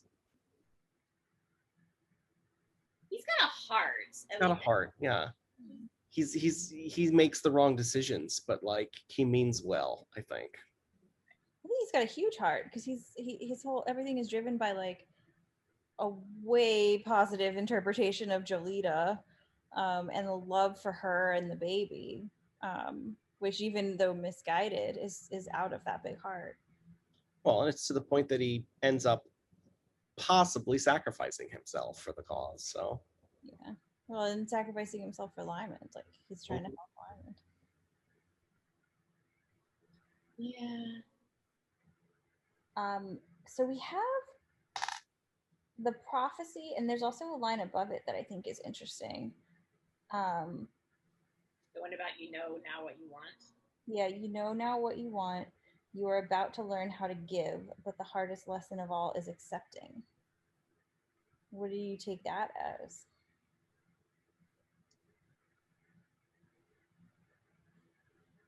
took that now what you want is that he wants Philippa, but he can't have her. Like he knows he thinks he can't have her. But you're about to learn how to give, but the hardest lesson of all is accepting. I think the accepting lesson is about his mother, like accepting his past and the truth about who he is and all of that. The giving part, I don't know. I don't have a guess on that. I mean, it could literally be like giving in. You're about to learn how to give on your stubbornness and, not be the one making all the decisions and in control. I think accepting could be Sibylla. It could be accepting how he feels about Philippa. It could also be accepting that other people care about him and have a say in what he does with his life. Yeah. He doesn't have to do it alone. Not everybody's out to get you, Lymond. Yeah. Accepting help. Mm-hmm. Mm-hmm. And yeah, so then the prophecy itself, what are the two things? Which will he have and which will he never have, nor would it be just that he should? Okay, this is what I think. I think the two things are Philippa and his family, like his mother. I think it's Philippa and Sibylla are the two things. And like somehow, so like having a real marriage with Philippa would be getting that, like them being together, them being partners, her being his equal, that would be getting that. And then the other one is finding the truth about what happened with Sibylla, finding out who he is, where he comes from, he mentioned heritage with his son. So like finding out whatever his real heritage is, finding that out. That said, I have no idea which one is which. Like, is he going to get something with his family and like Sibylla and him, like Sibylla dies in some tragic way? Not Sibylla, Philippa dies in some tragic way and then they can't be together or something and he'll never have it. Well, if those two things are the two things that we're talking about, then which one would it not be just that you should? Or would it be just that, would it be, whatever it says? Would it be just that or not be just that he doesn't get it? Like if he did get his family, why would that be unfair? Or if he did get Philippa, why would that not be just? Well, what if, okay, so it seems like these are the two things that he longs for the most. And it's really kind of one thing. It's kind of all family. So maybe all of this is one thing and there's something else that I'm not thinking of. Because it sort of feels like both Philippa and Sibylla and all the issues around both of them are actually kind of just family. Like he wants, to be part of that. So maybe that's actually one thing and he gets that. And then there's something else that's unjust that he doesn't get that he wants. Could it also be unjust, like would whatever the truth about, because we've speculated before, like whatever the truth about his heritage is that going to mess up his family? Like, is it going to mess up Richard and Marietta and the kids and their whole thing? In which case, I don't know, but that doesn't seem unjust either. I don't know. Yeah. Well, messing up Richard's life and Marietta and everything, that's pretty unjust. They don't deserve that. They don't deserve that. That's true. That's true. Yeah. So if he did find out he was the true heir. Yeah. Like if there is something, I still don't think it's possible because the births are backwards. So I don't know. Philippe, you're the puzzle person. How can you figure out how does it work for Lymond to be legitimate and Richard to be illegitimate? Which would be if Lymond finds out the truth and takes over as Midcoulter, that would be unjust to Richard, right? So yes, and I was thinking about this. Does that work in my head at all? Well, and this is your theory as well. If Lymond's real father is Gavin's father, which you had supposed, then he would be Gavin's brother. Right. And once Gavin died, he would be the rightful heir before Richard would be, because he is the son of Gavin's father, right? Does that how primogeniture, however you call that, works? Like, isn't once, if the dad dies, then the oldest son becomes the heir, right? Or becomes the thing, whatever the thing is. And if then the second son is not the heir. So because Richard's already born. When Lymond is born, Richard's already born. So it's true. Even if Sibylla had an affair with Gavin's father, like, that's Richard's still the heir. That doesn't work. So I don't understand. Like, unless things were different back then. I don't know if the rules were different. Yeah, right. Maybe my understanding of the rules was wrong. But that's my problem with the whole theory, is that it doesn't work. If Lymond was the firstborn and Richard was the secondborn, then it would make sense. Right. Then he would be the Baron of Minnecoulter anyway. So no, that is how the rules work. okay, so then I feel like this theory is just too weird to not like. Yeah. It's not. Yeah. So then I don't know what it is. So I can't say too much about the prophecy because obviously I have information from the next book. But I will say that I think what Lymond hears when he hears the prophecy is that I think one of the things is his love for Philippa, and he thinks that is what he will never have, nor would it be just that he should. I think that's how he interprets that. Right. I'm not going to say what I think the first one is, and he will have. But I think he just takes this as more confirmation that he needs to stay away from Philippa. I think you're absolutely right. And I think she is one of the two things, and I think she's the thing that he'll get. I think she's the first thing. I hope. I hope so too. Let me rephrase that. I hope she's the first thing.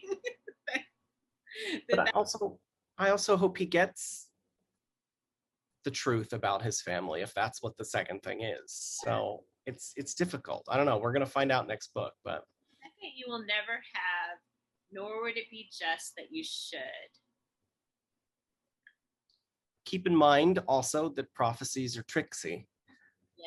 I mean, the prophecy about your father's two sons will never meet.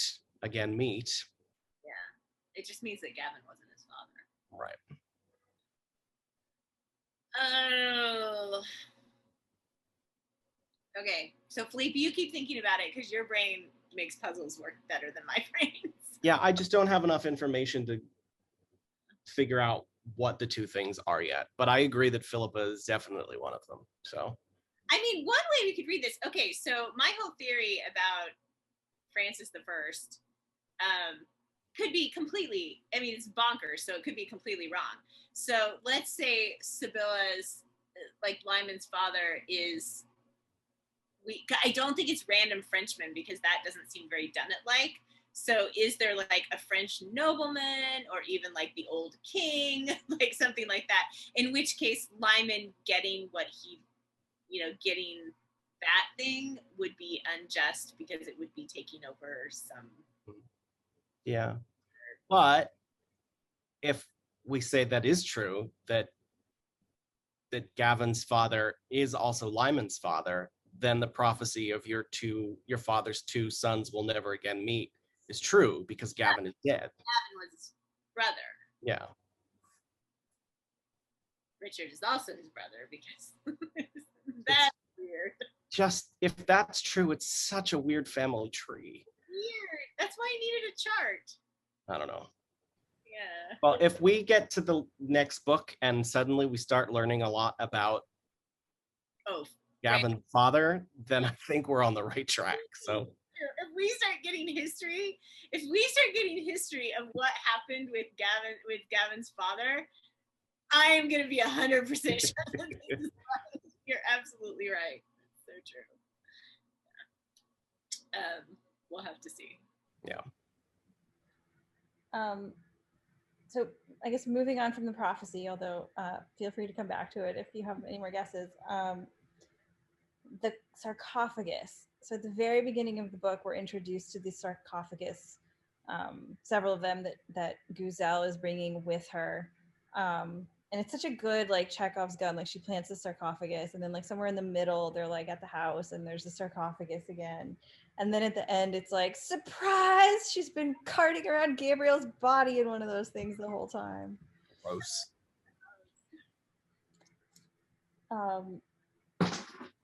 And again, I just love the difference between what Lymond shows the world and what he's actually going on. Like there's this line right before the prophecy about one felt the pressure must melt the fragile bones of one's face, blow open the structure, send the blood streaming from every orifice. And he talks, but his voice doesn't sound familiar. So he's going through this like severe pain. And then he sees the corpse, and the blow was almost physical. He had to grip with the whole of his will not to give way to the instinct for refuge anywhere private and dark, against the wall, in the trench of a chair, behind the safe bloodless fence of his fingers. So the way he's having these incredible reactions, and then if you read though like what's going on from outside, he's making this snarky comment about cutting the body open to get the gold, and it's like implied that Philippe leaves because that's such a gross thing to say, which is obviously not really what's going on. Because he did, like, when he has that, like, he's gonna hide. He's nausea so strong that he almost like throws up and wants to hide. And then the next paragraph is, he is not a machine, Philippe has said twice already, and he knew that after the first shock, she was standing there watching him, her own horror engulfed in her boundless Somerville concern for his feelings. So like she immediately walked beside him as he's feeling this. And yet Lymond's face since the blow had been colorless, nor in the smallest act did he betray himself. Yeah. So she's probably picking up somewhat on it, but she's still doing a really good job of hiding what's actually going on with him. I don't think anybody else is picking up on it at all.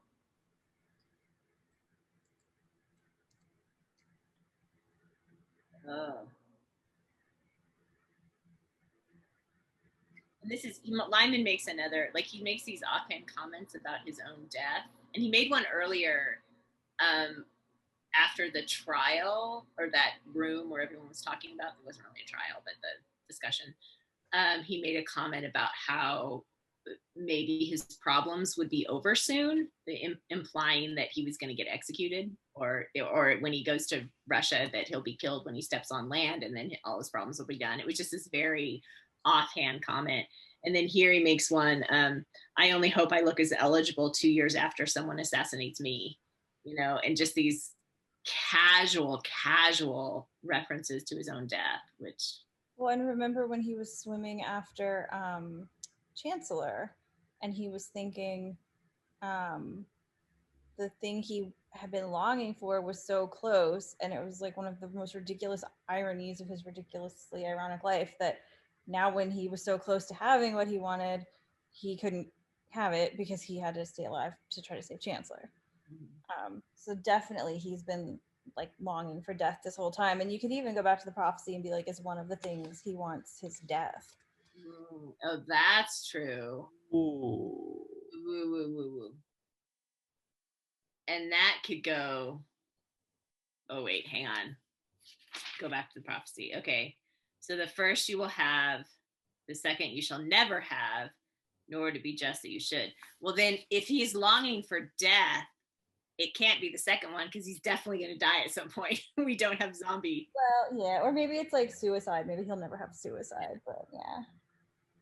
But maybe it's foreshadowing that he's going to die. Uh-oh. Which I do not want to contemplate, but we have been saying since like book 2 that he only has to stay alive till the end of book 6. Like, there's no guarantee that he's going to make it to the end at all. And I feel like with Dunnett, I have no confidence in her ability, in her willingness to like pamper the reader and give them, so he could definitely die at the end of book 6. I hope not. Unless it's like one of those, like, 40 years from now, Lymond and Philippa were out in the fields. He That's died okay. in sleep at 82. You know? Yeah. I love this line on 619 when Fergie asks him, and the dead man, and Lyman standing up said, put him in the earth, it is where he belongs, in the earth, but not in the sea. Because if he was in the sea, he would be sharing Richard Chancellor's fate, and Graham is not a good enough man for that. I really sort of like the symbolism in that. And it also reminded me of Una a little bit too, about how connected she is to the sea. And he's like, don't put him in the sea. You know? Yeah, that Chancellor's death was kind of honorable in that tradition of, the Russian death with the shoes and blah, blah, blah, and the sunrise, and that, Gabriel doesn't deserve it. Bury him in unconsecrated ground, you know?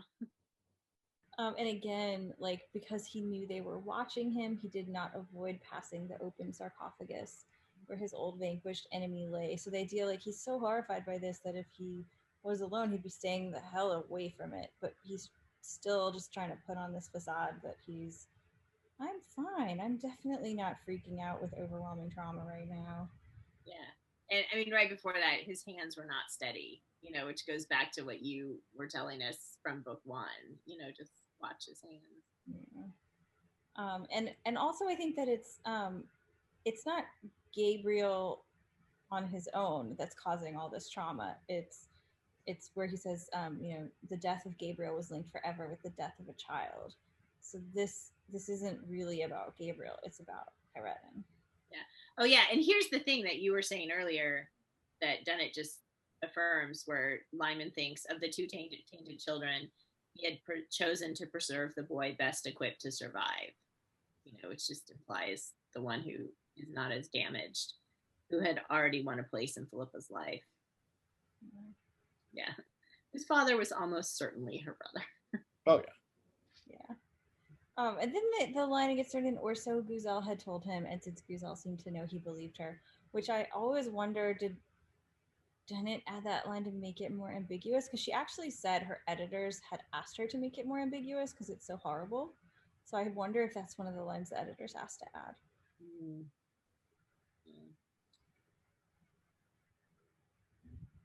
I mean, it's that ambiguous. But it does throw the plausible deniability, because a lot of the people who are like, no, he didn't kill his own son. One of the arguments is Guzel wanted him to go to Russia. And so she had every motivation to make him think that this isn't his son that lived. Because if he thought it was really his son, he wouldn't go to Russia with her. He'd go help the kid, maybe. That seems to go against the text, though. Yeah, it's not my interpretation. But I do think, just because Dunnett actually said she was asked to make it more ambiguous, I always wonder, like, what are the things she put in to make it ambiguous? Is that one of them? Yeah. And then we get another mystical thing, another mystical reference, which so weird. But Lymond, who had forgotten this time to defend the barriers of his mind. So we get the sense that John Dee's reading his mind at this point, which is so weird. But I think this is really interesting and actually gets to the heart of the machine thing and of the trauma and of what's going on with him, which is John Dee says, but man's body is not an enemy, but a partner and collaborator with his soul. And if you look at every bit of advice that Guzel gave him and all the things she had him do, play chess, play music, don't be affected, it's all going against his body, in the sense of, like, going against his instinctive reactions to these things, going against everything that, just nature is telling him. I have a friend who's told me about this form of therapy that she's been doing that's like, it's like therapy for trauma that you've experienced, but it's focused on your body, because the trauma lives on in your body, and you can, like, actually, it's not just treating your mind, it's actually treating the impacts of trauma on your body that can help you recover from it. And it always, like, when she told me about that, and then I read this, it just made me think of it as well, that, like, so much of what is going on with Lymond is by acting like a machine, denying what his body is telling him. Like, his body is kind of telling him some of the some of the traumas that he needs to get through, like the way he gets these headaches when he's so stressed. It's like his body is telling him this situation is intolerable. You need to deal with this. You can't just run away from it. Yeah. And it's like his body was so abused by others, but also really abused by him. You know, he didn't value his body. And we see that, I mean, I think we see it through the whole series, but, you know, we really see it in Queen's Play, where he just abuses himself physically so much. And it's, yeah, I think you're absolutely right that all this trauma is just living in his body. Well, and I think part of what's interesting in the languish locked in L scene is that even though it's very much a meeting of the minds in a playful way, and intellectual way, it's also very, very physical. They're climbing on things, they're playing swords, they're putting on wigs, they're putting on costumes, they're running around, you know, it's so physical as a, and it's like the first like genuine, the body and the mind are just going in the same direction and not fighting with each other that we get in quite a while.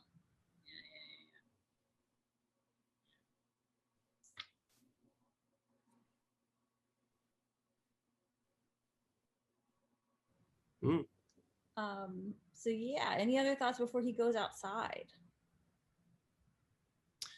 There's just some small hints that he's already starting to lose his vision. For instance, on 619, the light swam like a lamp in the fog and then became quite brilliant again. So like the emotions are really getting to him, and the headache and the brain injury or whatnot. So I think I figured out pretty quickly in the escape scene that he couldn't see a damn thing. So yeah, I remember the first time I read it just being like, it's so dark outside, like what's going on? And then yeah, this moment that it clicks where you're like, oh, he's blind, that's why it's so dark. Like, wait, why is he holding like you know, a branch and holding against the wall when he's running down the street? And then it's like, oh, because he can't see anything. And he like keeps bumping into things and making noise so that the men that are following him can find him. It's like, that's not very swift. Oh, he can't really control it. So yeah, on 621 it says, like halfway down the page, it says, once there, the darkness about him became quite complete. And that's why I wrote, like, wait, is he blind off the side? Because like even in a dark night, the darkness wouldn't be complete. So I think at that point is when he totally loses his eyesight for this time. It's like it's been fuzzy and hard up to now, but then it's gone. And Yep, and you get, he kept for before that, he kept for more reasons than one close to the house walls. So they like, he's either blind or he's almost lost his sight at that point. And then yeah, there's that moment when the darkness becomes complete where it's like, okay, now it's totally gone. can't see anything at all.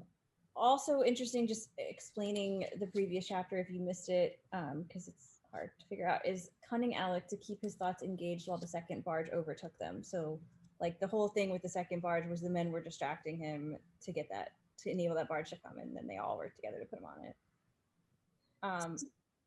So similar question about this section. The guys following him, are those King Philippe's guys that are trying to get him to go back to Russia? Yes. The people he's running from this whole time are the people that have come to help him realize his dream of going back to Russia. So why do they kill Ludo? Because Ludo attacked them. Ludo thought they were trying to kill him. Ludo wasn't in on the plot to save him. So Ludo's death is meaningless because these guys are trying to help Lymond. He didn't know, so he fought them to try to help Lymond. Okay. So we also have it's right after that line, we're in Lymond's point of view still, who had sent that second barge, which had come so opportunely to stop him from going to Gravesend. So he's thinking, but he hasn't figured out at this point. And that's why Philippa has to throw out a red herring right before he gets on the French boat, because she doesn't want him to realize it was him, because if he realizes, he's not going to do what she says and get on the boat. Right.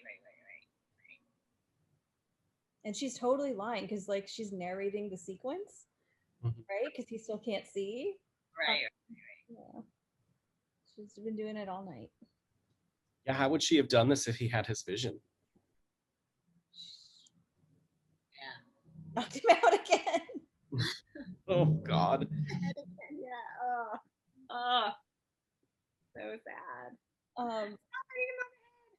And then, yeah, I think there's actually kind of there's pretty clear textual evidence that he thinks Philippa is the thing he won't have, because he's thinking about Philippa. It's at the top of 621 at the end of the second paragraph, and Philippa, blah blah blah, and then he thinks of the prophecy. You now know what you want. So I think he definitely is thinking that Philippa is the thing that he shouldn't have. Yeah. I think you're totally right. I think she's definitely one of the two things. The other of the two things, I'm not as sure about.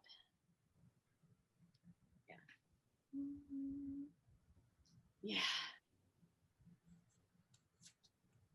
I don't have much to say about this whole stumbling in the dark thing. Like, it was a cool scene. It was well written. Like, the imagery is really interesting. You can really see what he's doing and imagine it well. But I don't know if I have anything else other than to say than that. I think it's just interesting that she manages to write a sequence for so long from the point of view of someone who can't see. So you have to kind of extrapolate what's going on from the descriptions. And it's so cool too with imagery. Like, so much of our imagery is visual. Like, that when we think of imagery, it's almost always visual imagery, and that this whole scene is filled with like oral imagery, like sounds and smells and all the other senses, and that's really, really cool. And it's an interesting throwback to the first book too, because that's how she wrote Christian's point of view. Right. Okay, so two things that I think are interesting in this bit. We're still on 624. We were talking about Lymond's death wish, and there's another instance of it here, where he's thinking about how they've just killed de Harcourt, and they're going to renew the hunt for himself. He found he did not greatly care. So again, it's just woven throughout. And then Philippa shows up, and we get another languish locked in L reference, because like I just love how Dunnett knew how great that was and wove it throughout, and how transformative it was. And so they're both still thinking about it. He smells her because of her perfume, and he says, "Beshrew loose ladies in the night."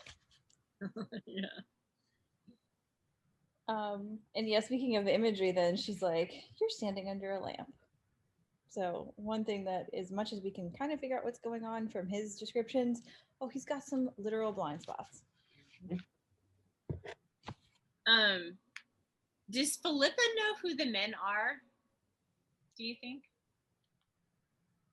I think she must. Yes.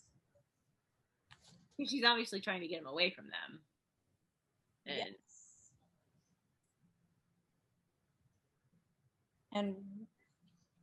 And I feel like when it's revealed, is it revealed in a way where she would know, or it's in her point of view?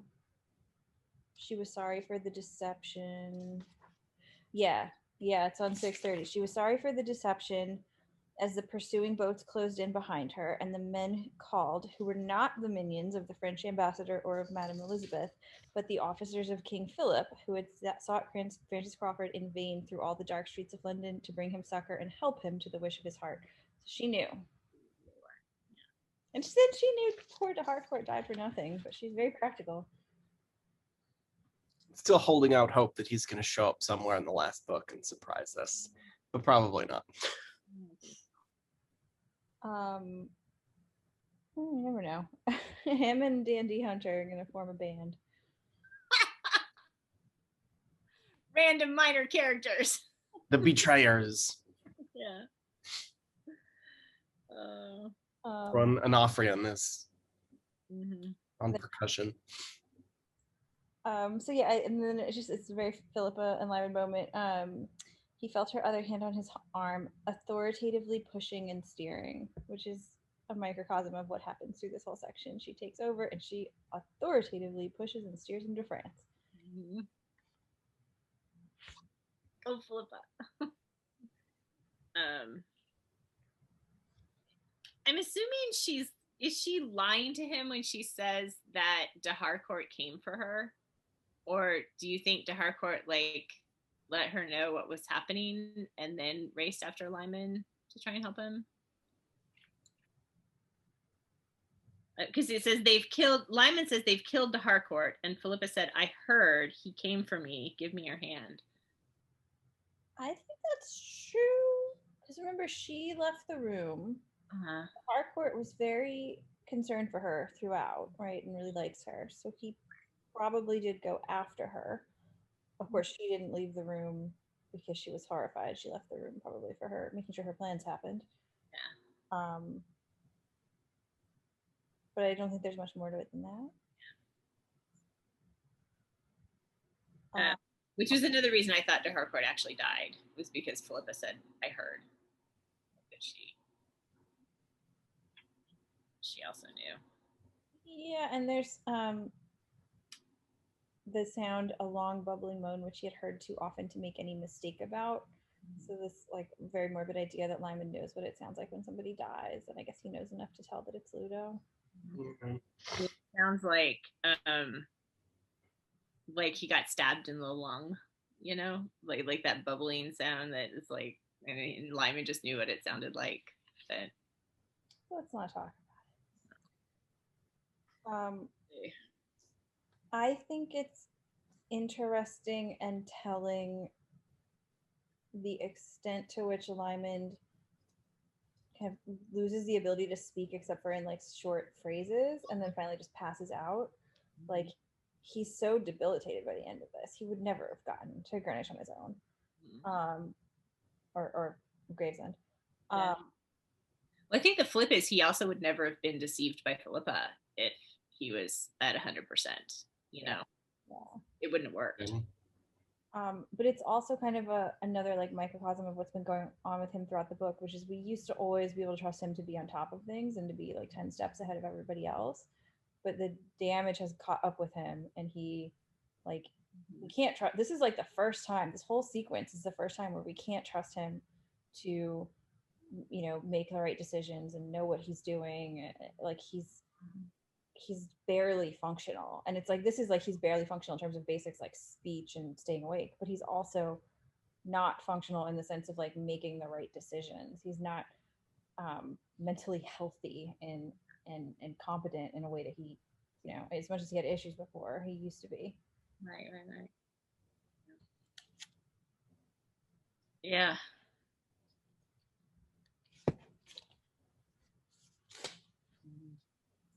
Oh yeah, and again, so 626, he asked her, Philippa, do you know who sent the boat? Which took me from the royal bar. Like you said, like if he was thinking clearly, he would have been able to figure out by now that it was her. Yeah. And yeah, and she shifts and she changes position, and she's like the French ambassador, the Lady Elizabeth. But it's totally like she's playing for time to just keep him distracted long enough to get him on the boat. Mm-hmm. Yeah. Yeah, and then it is interesting also to see her response. Like I think she believes him about Kazum and who Kazum is, because she says, I passed through Venice with the child. His name is still Kazum, Lymond said. I am becoming used to it, Philippa curtly. We are not all able to arrange our changes of sentiment quite so quickly. And I think like she is struggling with the fact that this boy is Jolita's and Gabriel's son and not Lymond's. Like I think some of her love for the boy is invested in the fact that it's Lymond's son and she loves him because of that. And to find out that's not true, like she's struggling to love him the same. I think she will. I think she's the kind of person who cares for others and has, you know, we clearly see that she has a kind heart and all of that, but she says, you know, some of us aren't able to change our sentiment quickly. So I think she is struggling with that news. It's so sad, this poor kid. It's not his fault who his parents are. And Philip, you know, it already was really sad that you know, he and Philippa have grown apart. Yeah. I mean, again, like child rearing was different then, and it takes a village to raise a child, and he's being raised in Law Valleys and Mid Coulter, and I'm sure he's having a great childhood. So I don't feel that bad for him, but it is sad. Kate's probably spoiling and rotten, and also, getting dirty under the trees and eating whatever they were eating, like, I'm sure. Exactly. Which is why I think no matter who his parents are, like, he's probably going to be fine. I mean, he's really being raised by Kate for the most part, right? So yeah, I think it's Kate, but I think also, like, she's got a whole household of yeah. And he's going back and forth to Mid-Coulter. He's got his cousins, his grandma. Like, he'll be fine. Like, honestly, even if Lymond and Philippa are not in his life much, he'll still be fine. Yeah, especially because Lymond, while knowing the truth about this, has given him the shield of telling the world that he's his son. Like, the world assumes that he's Lymond's son, and Lymond does not seem to be inclined to publicly refute that as much as he tells, like, certain people in conversation. Kazuma is still going to grow up connected to Mid-Coulter and all that. I do think there's a whole potential trauma brewing when this poor kid hears the rumor from Margaret Lennox about who his parents really are, and or just believes Lymond is his father, who never comes to visit him and can barely look at him. And either way, this poor kid is going to struggle with these things. Like, can you imagine when he's a teenager? Totally forgot that Margaret Lennox knows. Yeah. But I think he'll get through it and become a functional adult because of all the support and positive experiences he's been having as a toddler with Kate and everything. Because Kate's great. I mean, look at Philippa. So. Yeah. And then Philippa does then walk through about how she went to the Venetian ambassador and then he gave her the documents, and then she gave them to John Dee, and John sent them to Elizabeth. So I think that day before, when she went to those two places, that must have been when she was doing those things. Yeah. So this is the last time he's mentioned in the book, I think, but this is just a totally random thought. But so my name never shows up in anything. Like, my name is really uncommon and it doesn't show up in things. So every time they refer to John Dee as D, it throws me off. Like, when he's John Dee, it's fine. Like, I see his name as like a single unit, but whenever they just talk about him by his last name, I'm just like, just for a split second, it's like, what? But, yeah. It's kind of funny. Yeah, it is funny. I feel the same way about Philippa. It's like if there was only an E in the end instead of an A. True. Yeah, there's nobody with my name in these books. Yeah, there should be. Okay, so then the thing with Elizabeth, she sends her glove, because remember, he has Mary Queen of Scots' glove. Now Lymond has Elizabeth's glove. Elizabeth's gloves. Yeah, she says, she wished to know of any piece of my property which I was discarding, that it might come to her, meaning Philippa is discarding her husband, and he may come to Elizabeth. And the glove is addressed to the new map maker from Scotland. So I guess Elizabeth allying or trying to connect with the loyalty of Lymond because he's clearly a useful asset, although it's really Philippa who's facilitated this whole thing. But. Also, I love that he's starting to have a collection of gloves of like ruling monarchs. Give him their gloves.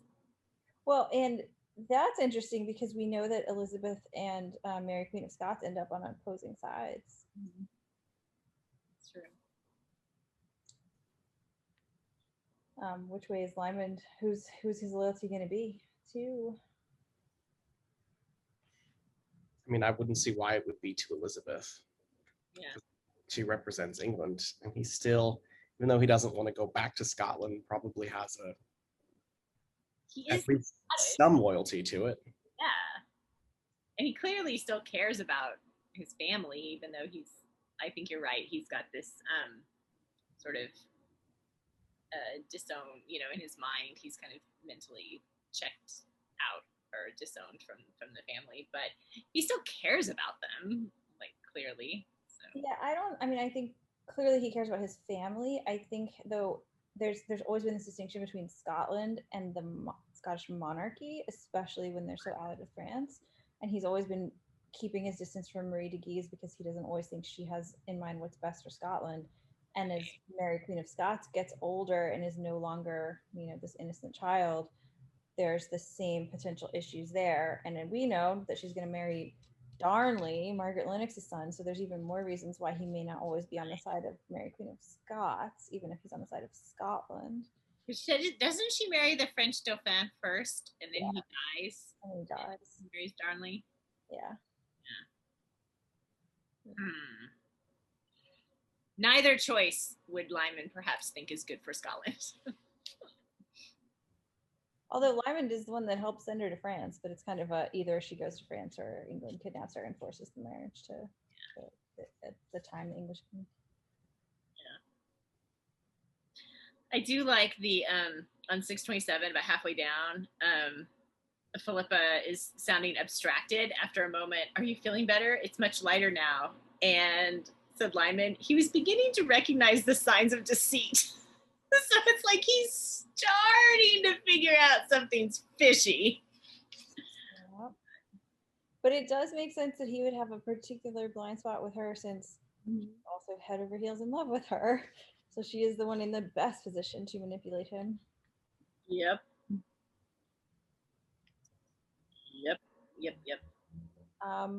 And then there's the line at the bottom of 628, his sight cleared as he reached the top in the way it did suddenly. So like just the way that sentence is written, this has clearly happened a number of times and he's used to it and he knows the signs.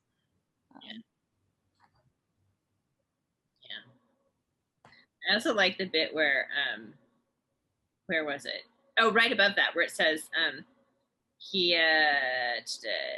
he's trying to make Philippa think that his sight is returned. He said it wished with some grimness that he did not have to do what he was about to do entirely by sense of touch. But since there was no alternative, it's climbing this rope ladder onto the ship, and you can just see him, like, he's blind and trying to like get onto this boat, from a rope ladder hanging off the outside. And I don't care how physically competent you are, that's got to be tricky because the boat's moving in the water. And then he gives this insouciant wave in what he guesses is the right direction. Right, just trying to fake and see. Him though, this is the most Wei-wuxian stuff ever. Like, to be completely debilitated and be like, I'm totally fine, and fix it for everybody. So true. Oh my gosh. Yeah. And it's the French boat. And he's on the boat already. Like, I have to remember all the stuff that I want to do in Russia. I have to remember all the books I wasn't able to bring and all the people that I talked to. And like, he's so focused on this as a distraction from everything else. Like, of all the stuff that just happened, Gabriel's body, you just left your love behind, you just left your family behind. So you think he's just like Russia, and it's just so obviously a way of not thinking about those other things and blocking himself from letting himself go there. Yeah. Oh man. And then we've got this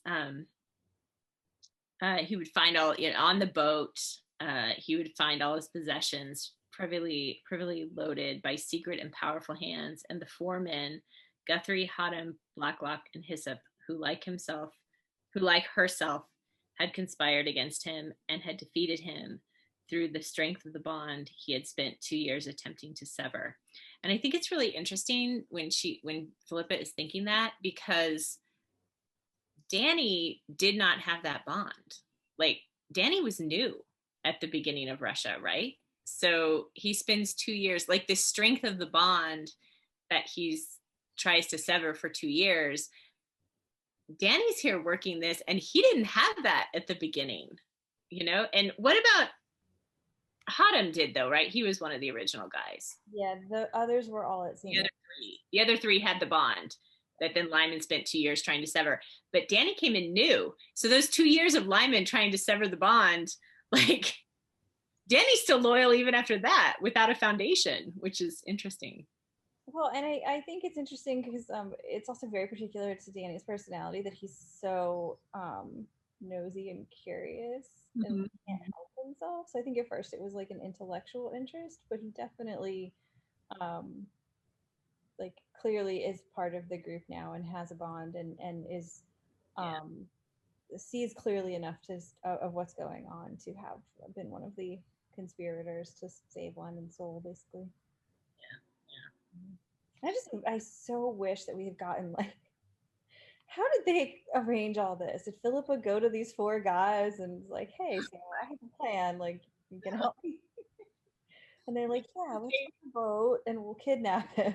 Yeah. It's like you just see them all like sitting down over like drinks or dinner or something and be like, all right, we got to save Lymond from himself. How are we going to do it? You know? But I also love Philippa's, the fact that she's weeping. She's weeping for the vision, which was not hers and which was over. Yeah. So that she, you know, she didn't do this cavalierly. She's not like, yeah, I won. She feels the pain that he is going through, and she feels for it, even though she knew it was the wrong choice. Yeah, and also like the loss for Russia, which even though Lyman's like doomed to fail, like it's not going to work because of Ivan and all of that, but his original vision might have worked. Like if he'd been able to bring, you know, skilled tradesmen and resources and had time, like maybe he could have turned the boat, the Titanic that was Russia at the time. And so like the vision was really beautiful and humanitarian. And yeah, I mean, it's interesting because like there's definitely these overtures, or I don't know what it is, but of like, this is sort of colonialist and imperialist to be like, you know, take my Western knowledge and use it to improve your country, blah blah blah. But at the same time, like, it's all you know, that's sort of like the mindset of the time. But within that social context of that is how they think. Yeah. He's very, very sincere about just wanting to help people within that construct. So yeah.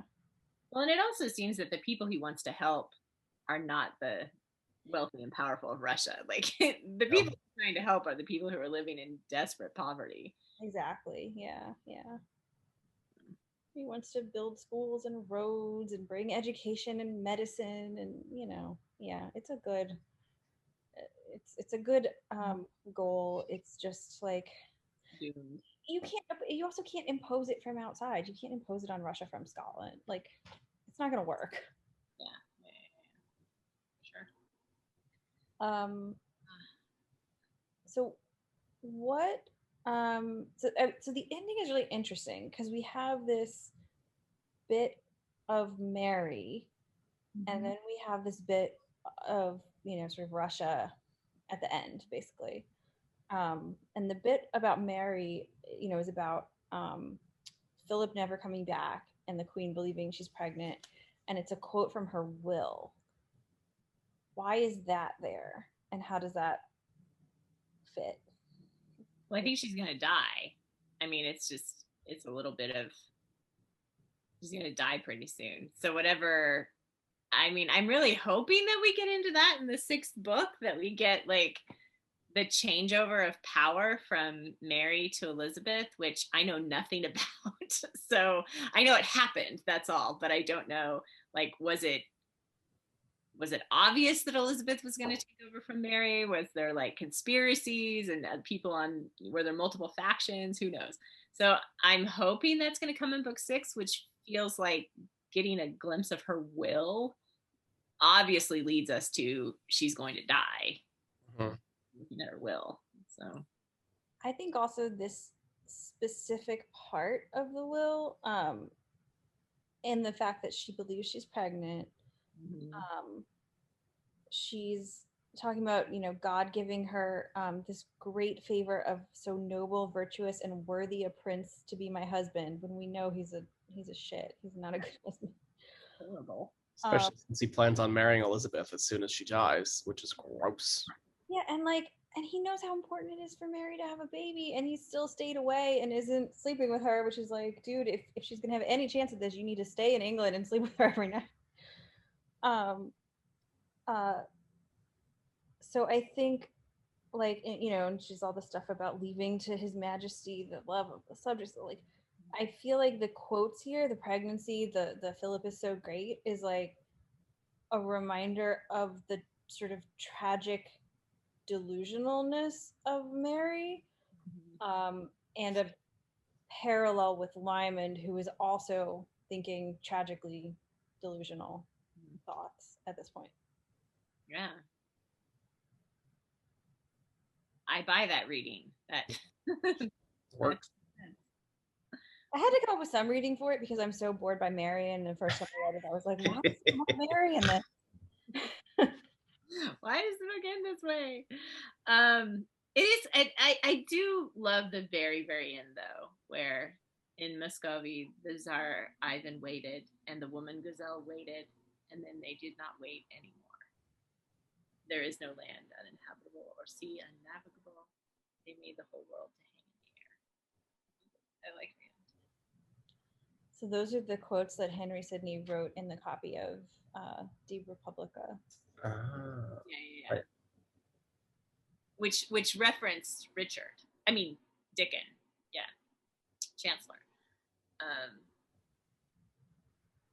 Well, and I think the other kind of really interesting, I don't know what the word is, like set and plot and moment, zeitgeist point of this book, which is this early age of exploration, and how it was so, you know, this is what, if you were a really creative, adventurous person, this was what you'd want to do, is explore and discover these things. And it wasn't about conquering.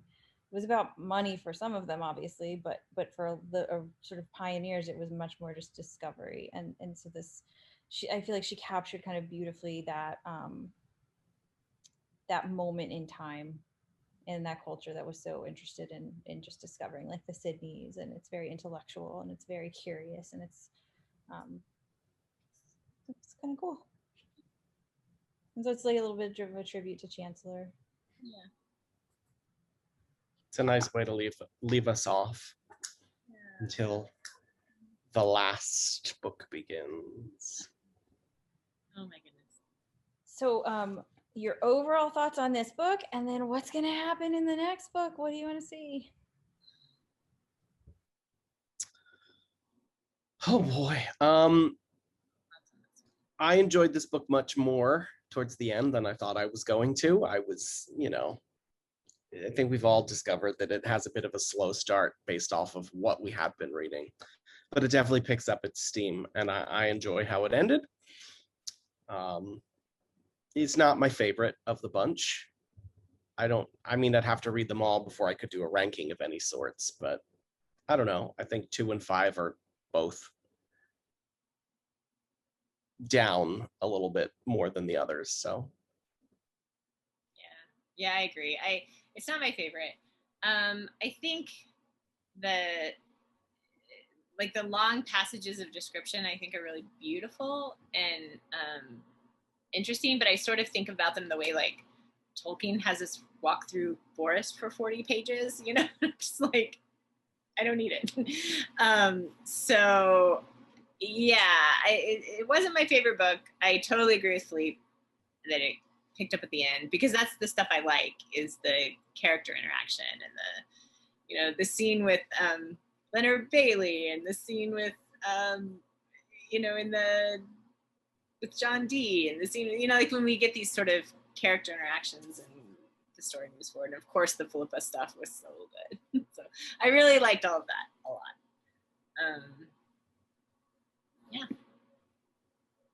And as for the last book, I just want a nice, concise ending. I want the family issues to be resolved. I want, you know, all of the sort of hanging fruit that's here and there to come together and intertwine. And I have absolute faith that Dunnett will do it. So Same. I think I don't have faith that the end of the 6th book will be necessarily happy. In fact, I'm confident that even if it is happy, there will be something tragic. Like something tragic will happen, even if there's like a more positive ending to the 6th book. It will not be like happy, joy. yeah, We're gonna lose a Crawford, I think. Oh, really? Crawford. Lymond or Sibylla or Richard. I don't know. I just have that feeling. I think that's a very good guess. I wouldn't be surprised at all. I think we're gonna lose characters we like because we always do. But I agree with you, Philippe. I really trust her to bring the story full circle. I trust her to. I don't necessarily think she'll answer all of our questions, but I think she will answer all of the core questions. I doubt that we will leave the sixth book narratively unsatisfied, even if we are like even if I'm unhappy at the end of the sixth book, I think it will be satisfying as an ending. Yeah. And I'd love to see some old friends come back. I mean, I don't know for a fact, but I would be very surprised if Jarrett and Martha don't show up. They have to come back. There's no way. There's no way they're going to be off screen. Where's Archie been? Where's... Yeah. Oh, I don't know if Guzelle's going to come back or not. She might just stay in Russia. I kind of hope she does. I feel like she's served her purpose as a character. I don't really need her to come back. I really, really, really, really hope that book 6 has Lymond to just say casually figuring out his shit. Like, I really hope that this book has him doing some healing, like figuring out, dealing with his emotions,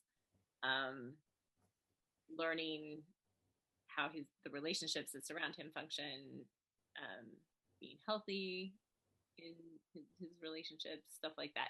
Maybe not at the beginning, but like I hope that this is a journey that he goes on in book 6.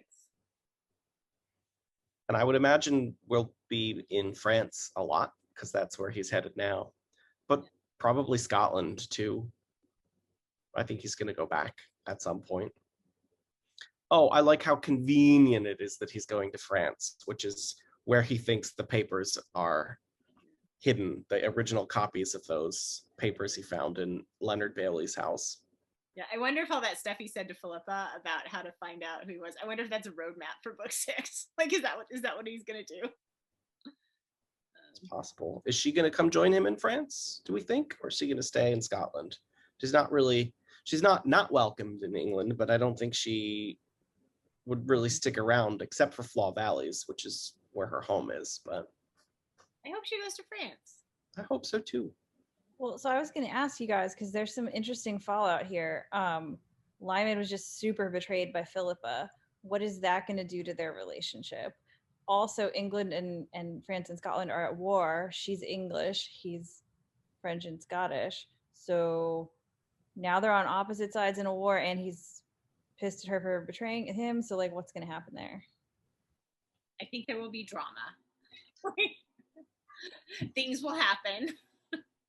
Who knows? I think he has so recently realized that he's deeply in love with her, and now he's also going to be very angry at her. And so I think that's going to be interesting, since he's not the greatest at dealing with his emotions anyway. So, but I think there'll be forgivens. I think he will forgive her at some point in the next book, and they will be happily ever after. Probably not. Probably not. I do think that if he comes to the point where he is healing and learning to deal with his emotions and figuring that stuff out, that will lead to him forgiving Philippa and the men, because he will come to see that, like, they did make the right choice, that he was headed into disaster and certain death, and he just doesn't see that now, or if he does, he doesn't care. So I think if he comes to a point where he does see himself clearly, like you were saying with the reflections in the mirror, like if he comes to a point where he really has a time of self-reflection and figures out what's going on with him, then I think that those relationships will be okay. Well, and something's going to have to happen pretty soon in the beginning of book 6 to keep him in France, or else he would just get on a horse and start trying to head to Russia, you know? I wonder if it's going to be something with St. Mary's, because isn't St. Mary's in France? We know Somewhere? they're in Europe doing something. They're doing something. Or- So is he going to hook up with them again? Interestingly, because now he's got 4 guys who are part of St. Mary's who just super betrayed him. So, Yeah, that'll be sort of the first obstacle, because he's not going back to Russia, but we know that he desperately still wants to go to Russia. So yeah, how's he going to do that? I'm curious to know who's on the boat with him. Like, are the 4 men on the boat with him? They loaded all his stuff on the boat. Are there other people on the boat with him? Like, I thought it said that they were on the boat. they were? Okay. Let me look at that part again. Also, there be other people? Like, is he going to form some sort of friendship on this? I mean, not that the trip from England to France is all that long. It's just the English Channel. But Yeah, they're on the boat. The Because he would find all his possessions privily loaded by secret and powerful hands, semicolon, and the 4 men, Guthrie, Hotham, Blacklock, and Hislop. So they're there. But I guess he probably would have noticed if she got on the boat with him. And we already know that Hercules Tate wasn't interested in going back to Russia with them, so he's probably not a part of that either. He'll probably stay in Scotland. So who's leading St. Mary's now that Jarrett's away and Alex away? For some reason I thought Jarrett was, but he's definitely not. He's like North Africa with Marta or something. So I don't remember. Did it tell us who was left in charge of St. Mary's? I don't remember. I think it did. Probably a name we'll recognize. Yeah. The only one they sort of left behind was Lancelot Plummer, who decided to stay in Russia to build the Winter Palace. I like that they left one person who just was like, I'm not gonna be a mercenary anymore. I just want to build buildings. Did he really build the Winter Palace? Is that who historically built it? He's a fictional character. I don't know if it's actually the Winter Palace he's building, but some sort of home for Ivan. So I have some fan art from this book, the last to share, obviously, since we're at the end. And I thought it would be fun because I kind of saved these up. There's portraits of all the, or not all, but of many of the St. Mary's men that are with Lymond. And I felt like they might be spoilery to show them before you knew if Danny was good or not. So save them for the end. Oh, Maeve. It's a great Danny. We never did get the answer of why he says "Oh, Maeve" all the time. It's gotta be just like some, like, not a swear word, but like just a phrase that he said. Yeah. So this is Lenova Draws on Tumblr. And then there is a bunch of portraits by Hell's Own Apollo. This one is also Danny.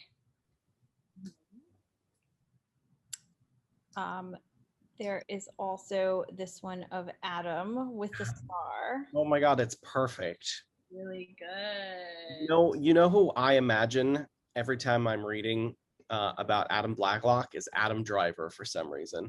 Oh. Probably because of the scar that he has in the Star Wars movies. So, yeah. And it kind of looks like him here. Yeah. And this one is of Richard, which could be at any time, but the quote at the bottom is from this book. It's of the scene when they first meet again. And so I thought I would save it for this moment. It's a pretty good, stolid Richard. I imagine he has a bit more gray in his hair at this point. Yeah. This one could be any time, but it's labeled Hurt and Blind Lymond by Yang Draws on Twitter. So I figured, well, he's hurt and blind here. So Good. Oh, look at there. You've got to move your thing. It's Wei Wuxian up there, isn't it? Oh, is it? It is. It doesn't surprise me. There does seem to be a lot of overlap in these fandoms. That's why I read it. Part of why I watched the Untamed was because of Lymond people being like, if you like Lymond. Mm-hmm. Same tropes. Here's a great Bella Rolls little sketch of Adam and Danny. And this one is also Adam and Alec and sorta Danny. I don't really get this one, but I think it's a quote from something else that they're transposing onto Lymond drawings by Sleepy Hour, again on Tumblr. So yay fan art, and if other people have other art, please link it to us in the comments because we love seeing it. Fan art is awesome. All right. Any final thoughts on this book or wishes for the next that you guys want to share? One more to go. That's it. One more book. I can't believe it's been a year of doing this. Oh my gosh, you're right. It has literally been a year. We started in June. Mhm. Yeah. I think we're averaging like 3 months a book. Right? We've done 5 in a year, so no. 2.5. Faster than that. Yeah, 2.5. Okay, so we can get through Checkmate this summer. We gotta get through. Yeah. We will. Yeah. So my final thought on this book is I was just waiting to get to part 3, chapter 9, and I think every single viewer was also waiting for that. And at some point we should do an Easter egg of Philippe reading that. Yes. Oh yes, we will at some point. Yeah, that was a great quote. I mean, that was a great comment. It's like we definitely need to do a dramatic reading. Staged reading of that scene. Dramatis personae. From our resident actor. Yeah. All right. Well, thank you everyone for watching along with us. We will see you next time when we start Checkmate. Bye. All right.